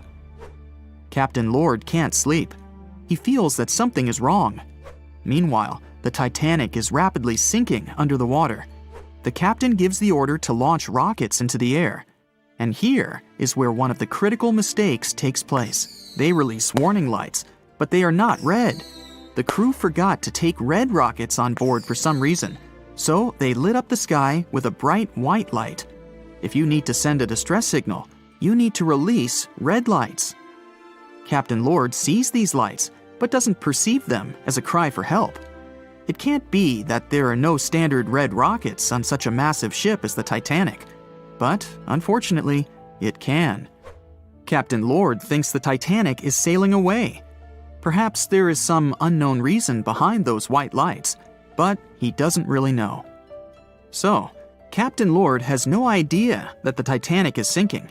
He still decides to contact the ship, but this time, not through radio communication. Captain Lord doesn't wake up the radio operator and sends a signal to the Titanic through a signal lamp. It's important to understand that many old-school captains didn't take radio communication seriously. They didn't understand the value of this technology. That's why Captain Lord doesn't wake up Evans. He sends light signals, but the Titanic doesn't respond. Many survivors later mentioned seeing the flashing lights of the Californian, but there was nothing they could have done. The ship's crew doesn't hear their cries for help. At 2:20 a.m., the Titanic completely goes underwater. A little more than 2 hours later, radio operator Evans wakes up and turns the transmitter on. He hears many rescuers talking about the sunken ship. Evans understands everything. He reports this to the captain. At that moment, the Californian immediately heads to the wreck site. They meet Carpathia there. With the survivors on board, it sails towards New York. The Californian stays sailing and looking for people. They find nothing but wreckage. The Californian returns to the mainland. The news about the ship that could have saved the Titanic is spreading all over the country. The trial begins. Captain Stanley Lord and the crew tell their version. They say their ship had been standing still. Many people don't believe them, and some of the surviving passengers claim to have seen the Californian sailing by. Still, the judge declares them innocent. 1962. Captain Stanley Lord is a very old man. He calls a notary to confess something. The captain makes his last remark about this case. He swears he's not guilty. But if it wasn't the Californian sailing past the Titanic at that moment, then what? The Samson theory could answer that question for us. The sealing ship Samson is sailing in the cold waters of the North Atlantic. The crew aren't sleeping. They carefully study the surroundings, but not because they're afraid of icebergs. They're scared of meeting with the U.S. Coast Guard. The Samson ship's crew catch seals, which is illegal. At 12:45 a.m., Samson's captain sees white signal rockets. The team is sure it's the Coast Guard. They turn off the lights and sail away. It's dark, so they don't notice the sinking Titanic. They return to the coast of Iceland and hear about the disaster. They realize they have abandoned the drowning passengers. The nephew of one of Samson's crew members reads about this story in his uncle's diary. The nephew asks for permission to publish these recordings. All the people realize that Captain Lord wasn't guilty, but unfortunately, he didn't live to see this moment. Actually, it's still unknown who is guilty in this story. 2 ships were nearby the Titanic. Their captains were adequate people. They would have helped save all the passengers. Their fault was that they couldn't understand what the Titanic wanted on that dark night. Someone forgot to put red flares in the box. This small but fatal detail was one of the leading causes of the tragedy. So in 2017, over 25 million people boarded cruise ships all over the world. Now, if you're keeping count, that's more than the total population of Greece. It's become America's favorite choice when it comes to going on vacation. It's easy to see why hopping aboard a cruise ship becomes more popular each year. Heading out on a cruise is also coming back in style with newer generations. 2/3 of Gen Y and millennials say that cruising is their new preferred type of vacation. How's that? Well, let's see. It's easy to plan in advance. On board, you can find activities for all family members, and you get a chance to visit several different destinations in one trip. An added bonus of booking a cruise? You can sample various places for a future time off. The entertainment on board is often top-notch, providing passengers with an added taste of luxury. And the amenities and accommodations are generally very reliable. Not to mention that it gives tourists that feeling of actually getting away from everything that people strive for while out of the office.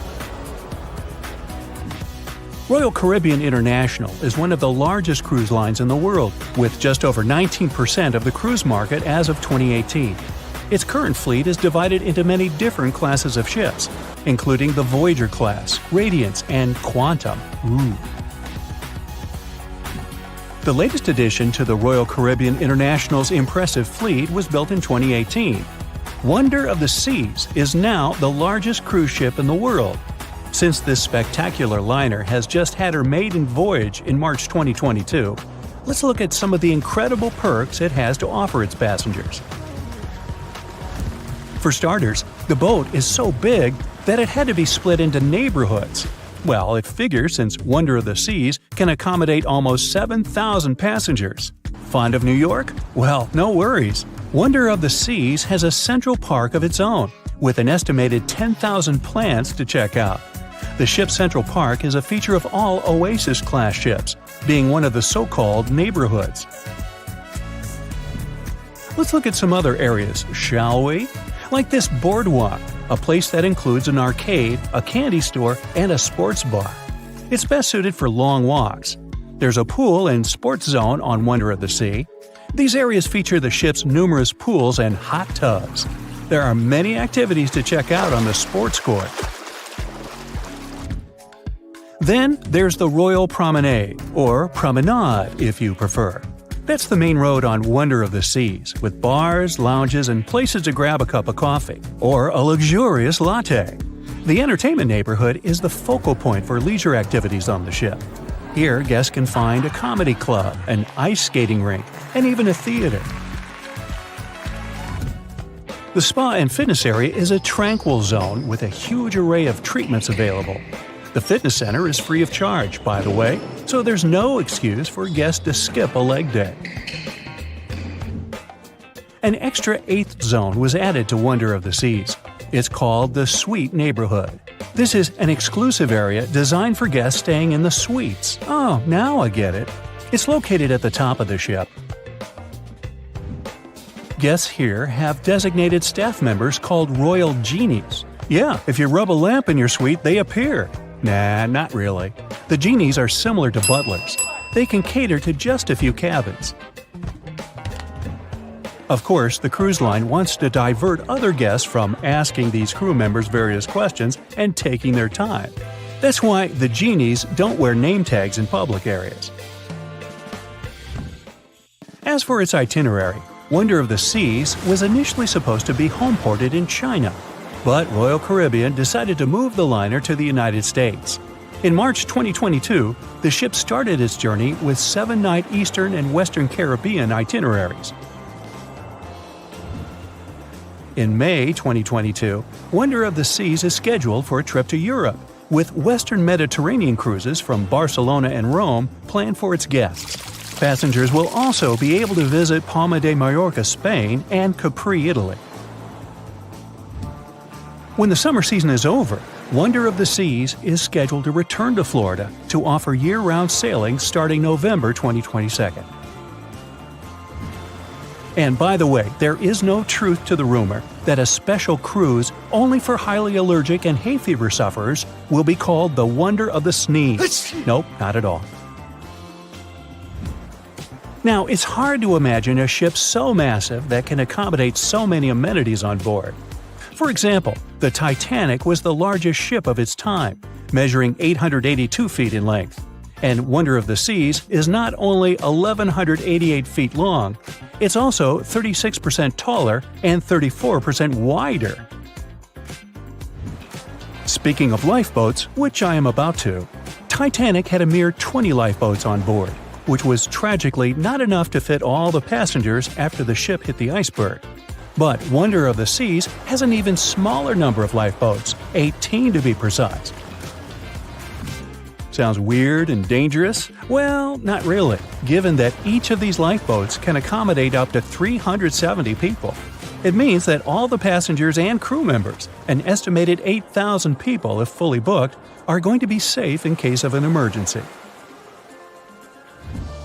If we could somehow have a race between the two ships, well, Titanic was in fact the faster ship out of the two, beating Wonder of the Seas by 1 knot per hour.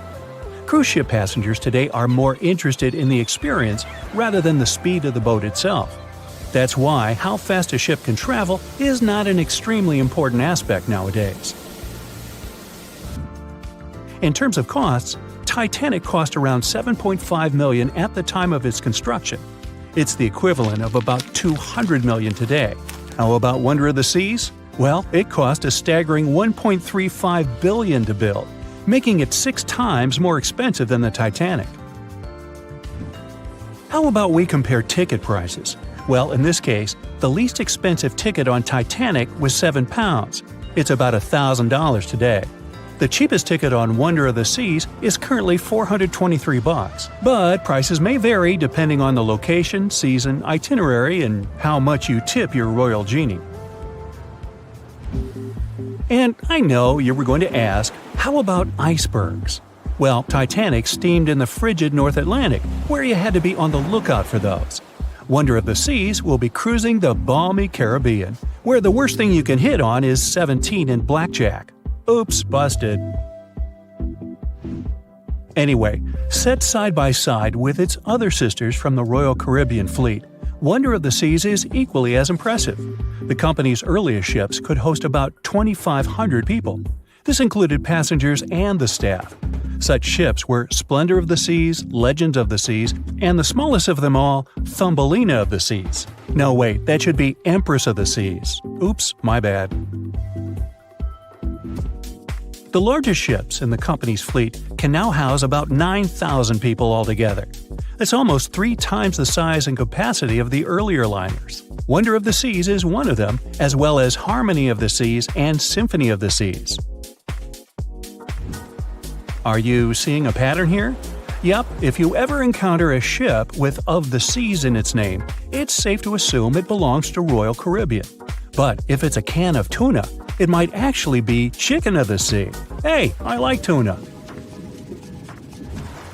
Now, choosing between cruise ships based on their size is like wondering if you should visit your local museum or the Louvre in Paris. It all depends on your preferences. Some families prefer small settings. Others are fan of large spaces that can provide everything they need. Historically, it's equally as exciting how far we've come in terms of maritime transportation. The SS Royal William, for example, was the first boat to ever make a transatlantic voyage almost entirely steam-powered in 1833.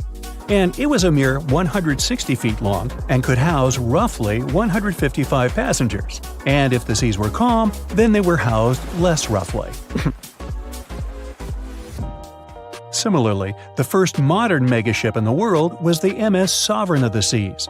Launched in 1987, it was only 888 feet long and could carry a little under 3,000 passengers. Size and capacity are not the single improvements added to newer cruise ships out there. Recent technological developments in artificial intelligence and facial recognition have allowed cruise operators to ensure faster, smoother boarding for passengers. If, in the past, it took from 60 to 90 minutes for all passengers to board a ship, nowadays, cruise ship operators manage to get people comfortably settled in less than 15 minutes. Now, I'm sure you're already eager to book a ticket, but let's look into some of the more interesting activities you can try on board Wonder of the Seas. This way, you'll know what you're getting yourself into. All Royal Caribbean ships have loads of artworks available for their guests to enjoy. But Wonder of the Seas goes above and beyond, even featuring statues of astronauts in key locations around the ship. You'll find the first astronaut looking through the glass at the promenade, while a second one is busy rock climbing at the boardwalk. The third and last astronaut is more of a movie fan. This statue can be found near the movie screen sitting area. Going astronaut sightseeing is proving to be quite the experience among guests. In the areas with no access to sunlight, Wonder of the Seas features virtual balconies. In case of bad weather, guests can still have a feeling of the outdoors, but without having to hide from wind or rain. Teenagers have a place of their own reserved on the ship. There's a special club with a private hot tub, selfie area, games, and comfortable seating. The inside part of this club features a vending machine, an interesting collection of literature, and tables for foosball. Well, sign me up. Meet Arthur John Priest. No, he isn't famous for being a painter or for discovering some long-lost treasure. He didn't invent some cool gadget or break any world records. No, Arthur John Priest is famous simply for being unsinkable. Proving one can be both lucky and unlucky at the same time, Priest was involved in and survived several mishaps at sea, including the fateful maiden voyage of the Titanic. Priest was not a rich man interested in sailing for pleasure. He was part of the working class, employed as a stoker or fireman, stuck for hours within the hot bowels of large steam-powered vessels. His job was dirty and difficult. He was responsible for keeping the furnaces lit, feeding them coal to ensure enough steam was produced for the engines to work. He had to be careful about not overheating the system or setting fire to the whole ship. The furnaces had to be carefully watched and constantly fed. He breathed it all in a while, working and fighting with the sweat and the dirt. He would often work shirtless because of the heat and was always covered in black coal dust. And when he finally had a break, his shared living quarters were nearby in the same part of the ship. He must have been good at his job, though, because he had no trouble finding work. But wherever he went, bad luck seemed to follow. The first incident was a mild one. As a young man, Priest worked on the RMS Asturias. The passenger liner first set sail in 1907, traveling between Southampton in the UK to Buenos Aires in Argentina. At some point during its maiden voyage, the ship suffered a small collision. The damage was bad enough that the ship returned for repairs. Thankfully, there were no reports of any serious injuries. Priest, unfazed, simply went to work on another ship, but his bad luck lingered on the Asturias. In 1914, the Asturias became a hospital ship, helping care for sick men and women around Europe while bringing them home to England. But in March 1917, at just around midnight, the ship was struck by a foreign object. Its hull was breached and the engine room flooded. The captain ordered everyone to abandon the ship, sending crew, patients, and health staff scrambling for the lifeboats. The vessel was still moving, powering through the water because the main controls, located within the flooded engine room, could not be turned off. The captain refused to leave the ship while people were still trying to escape. He was able to aim the Asturias towards Bolt Head, where it finally hit land and couldn't sink. The remaining lifeboats were lowered and the final survivors made it to safety. When they studied the damage on the ship later, the Asturias was declared a total write-off. It might be hard to pin this particular disaster on Priest. After all, he wasn't even on the ship at the time. But it seemed that many of the ships on which he served were destined for trouble. His bad luck followed him to his next job on the RMS Olympic, a massive ocean liner.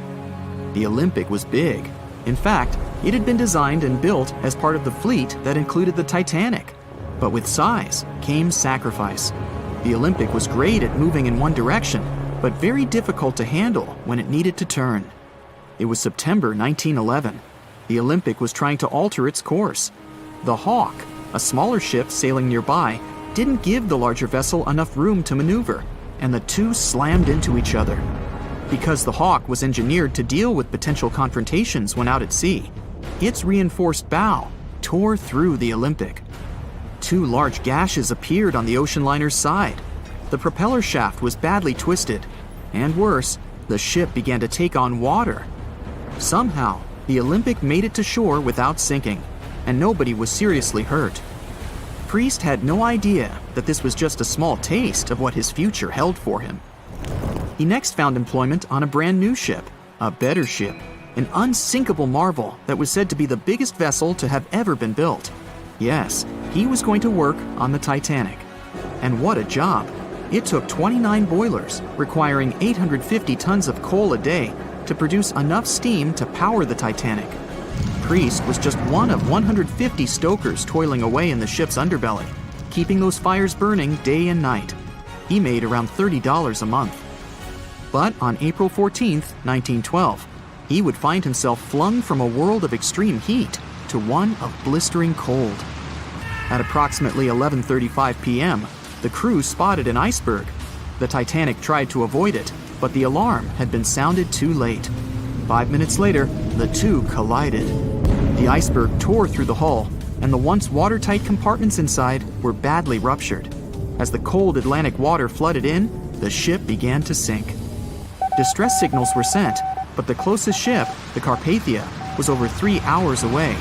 In the dark of night and stuck in the middle of nowhere, the crew and passengers panicked. Those who could scrambled for the lifeboats. Others jumped into the icy waters. In total, only 706 survived that terrible night. Priest, at the time of the collision, was down in the ship's lower quarters. He was on break, relaxing from a hard day of work. And as the ship went down, so did his chances of survival. He and his fellow workers were in the most dangerous position on the ship. They had to make their way through a maze of corridors and gangways, some of which were flooded, in a mad dash to the deck. And then they faced the frigid water, jumping in and desperately swimming to safety. The ocean was so cold that Priest even suffered frostbite before finding his way onto a lifeboat. He was one of only 44 stokers to survive that night. After an experience like that, most of us would never set foot on a boat again. But Priest had to work. His next job also ended in disaster. He was offered employment on the HMS Alcantara. It went down in 1916, and Priest was again one of the few to make it to safety. He was badly wounded in the process. But he kept pressing his luck, and his next job as a stoker may have felt eerily familiar. He would be working on a ship built by the same people behind both the Olympic and the Titanic. And this ship, named the Britannic, was the biggest of the three. It was also believed to be a superior vessel, fitted with new safety features after the Titanic sank. For example, it had 48 open lifeboats, 46 of which were the largest ever used on a ship before. 2 of these were even motorized and equipped with special communication devices. The good news? The Britannic survived its first trip without incident. It was already doing better than the Titanic ever did. However, on November 21st, 1916, the Britannic was shaken by a loud explosion while traveling through the key channel in the Aegean Sea. The hull was damaged, and some of the compartments began to fill with water. But, unlike the Titanic, the Britannic had been designed for just such an emergency. It had been fitted with 5 watertight bulkheads. Intact, these would help keep the ship safe and floating for a much longer period of time. But there was one issue. Portholes along the lower decks had foolishly been left open. As the ship tilted, the portholes let in water, which flooded the Britannic and hastened its descent into the sea. This effectively made those watertight bulkheads useless. The ship was going down fast, much faster, in fact, than the Titanic had sunk. 35 of the lifeboats were successfully launched, saving most on board. Of the 1,066 passengers and crew, 1,036 survived. Priest, his luck intact, was one of them. And yet, he still wasn't done with a life at sea. He accepted a position as a stoker on the Donegal. It was a smaller passenger ferry that had been converted for use as a hospital boat. In April 1917, it was struck by a foreign object while fleeing an unsafe situation, and though he suffered from a head injury, Priest was again one of the survivors. It took experiencing 2 collisions and 4 sinkings before Priest was finally ready to retire. In fact, he reportedly said he only gave it up because no one wanted to sail with him. Can you blame them? He would live out the rest of his life on dry land in Southampton, England, with his wife Annie and their 3 sons. But Arthur John Priest would always be remembered as the unsinkable stoker. It was September 12, 1990. In those times, way before instant messaging and Zoom calls, a little girl was looking for pen pals. Zoe was aboard a ship from England to Belgium on vacation with her parents. She was only 10 years old at the time, but was a very clever schoolgirl. She took a piece of paper and started putting some words together. She introduced herself, Hello. then wrote about how she liked ballet and playing the flute and the piano. Of course, she couldn't help but mention her 2 adored pets, a little hamster she called Sparkle and her fish Speckle. She also put down the address at which she could be reached in case someone was interested in writing back to her. But alas, she was at sea. Who could she send this message to? An interesting idea came to her mind. She carefully placed her letter in a plastic bottle, tightly closed the lid to protect it from the water, and threw it into the sea. The little girl's excitement faded away over the years as she didn't receive a response. Maybe the bottle got stuck somewhere. Maybe it was swallowed by some big, scary sea creature. Or maybe the water actually poked through the plastic cap and destroyed her message. Many years later, on Christmas, a letter for Zoe was received at her parents' house under her maiden name. The postage signaled that the message was from Europe. It was from a Dutch couple, Piet and Jacqueline Lateau, who had found her delicate bottle and were very considerate to write back. They pointed out that they had found the letter among the debris thrown at the shore by the sea. Zoe's letter had been stranded for a staggering 23 years at sea and traveled for more than 350 miles to reach its final destination near Rotterdam in the Netherlands. That's quite a voyage for a small plastic bottle. A story similar to that of Zoe is the strange connection between 2 little boys. A little German boy named Frank Uzbek was on a boat traveling to Denmark when he got the same idea as Zoe. He was 5 years old at the time he put together a message and threw it into the unknown. The year was 1987. He got his response years later when he was 29. His letter, just like the one Zoe would send a couple of years later, had been at sea for 24 years. His message was found by a boy named Daniel Korotkin while he was on a walk with his parents on the Koronian Spit near the Baltic Sea. Daniel was lucky that his father knew enough German to translate the message. The unlikely friends eventually met via video call in 2011. Not all message-in-a-bottle stories have been explained away. In 2013, a Croatian surfer came across a damaged bottle while near the Adriatic Sea. The message it contained dated back to 1985, and it was from a man named Jonathan. The sender was eager for his letter to reach a woman named Mary, and he also expressed his keenness for her to respond. Since the letter was supposedly sent from Nova Scotia, the bottle had to have traveled a mind-boggling 3,700 miles. The message went from the Atlantic Ocean, entered the Mediterranean Sea, and reached the Adriatic shores in Croatia. The identities of neither John nor Mary were ever discovered. There are also messages in a bottle with wonderful love stories to share. This was the case for Ake and Paulina Viking. When Ake, a lonely Swedish sailor, placed a letter in a bottle and threw it in the Mediterranean Sea, he had no idea the piece of paper would eventually reach his future wife. This was in the early 1950s. The bottle was found by an Italian man who was inspired enough to give it to his niece, Paulina. After a year of back-and-forth letters being exchanged, Ake and Paulina eventually met and got married. Having decided to share their story with the world, they became somewhat of a celebrity couple for the time. They even shared video footage of their wedding with the world, and their story was featured in a bunch of newspapers. This fortunate event started a movement between young people looking for love, increasing the number of messages being thrown out at sea in search of a fairy tale ending. Not all the stories that started out like this eventually worked out, though. In 1945, an American named Frank Hayostak placed a similar message to that of Ake's in a bottle and threw it in the waters. Almost a year later, his letter was found by an Irish woman. Her name was Brenda O'Sullivan. Their years of correspondence soon caught the attention of the media at the time, but their friendship never flourished because of the added pressure. They eventually met in person when Frank traveled to Ireland, but he didn't stay for long, and they eventually got out of touch with each other. After Titanic met its strange ending, many bottles containing secret messages started to surface. Almost all of them proved to be counterfeited, apart from one letter. Years after Titanic had sunk in the icy Atlantic waters, a bottle was found on the Irish shores. It was supposedly from a man named Jeremiah Burke, and to this day, it is considered to be the only genuine message in a bottle originating from Titanic. The piece of paper simply stated the sender's name and the location, the Titanic, accompanied by the word goodbye. Since the date has washed away, it's difficult to estimate whether the note was sent before or after the ship had hit the iceberg. The common understanding is, however, that since Jeremiah was looking to relocate to the U.S., he was merely sending his last symbolic regards to his family and friends back in Ireland. This simple way of meeting and sometimes corresponding with people has turned into a hobby for a man from a Canadian province named Prince Edward Island, located east of the U.S. state of Maine.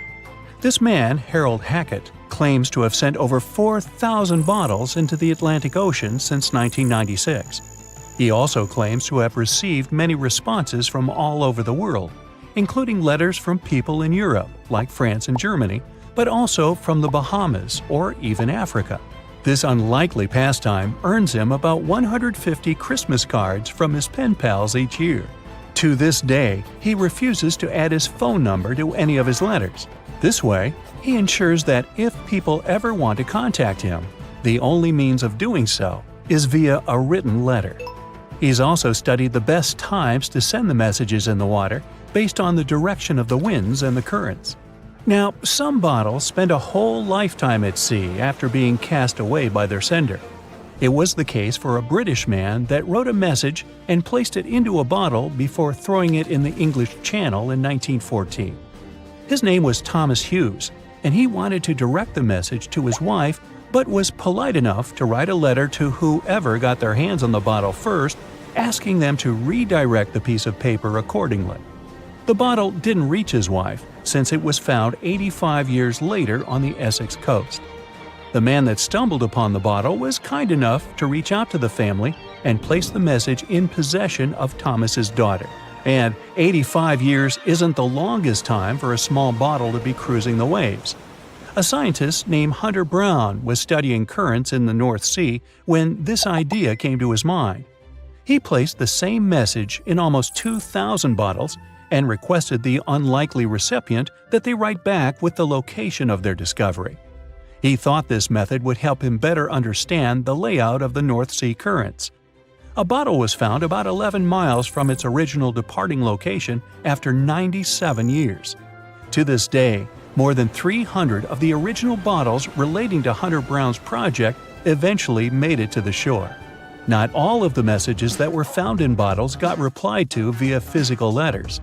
Oliver van de Walle threw a bottle containing a letter on the English coast while he was on vacation with his family. He was 14 at the time. 33 years later, a woman reached out on Facebook claiming she had gotten his message and tracked him down through his social media profile. At first, he hardly remembered having placed the letter in the bottle, but he eventually recounted the events, even the fact that he sealed the bottle with candle wax to make sure it was leak-proof. And then there's Christina Aguilera and her bottle. No wait, hers is about a genie in a bottle. Okay, never mind.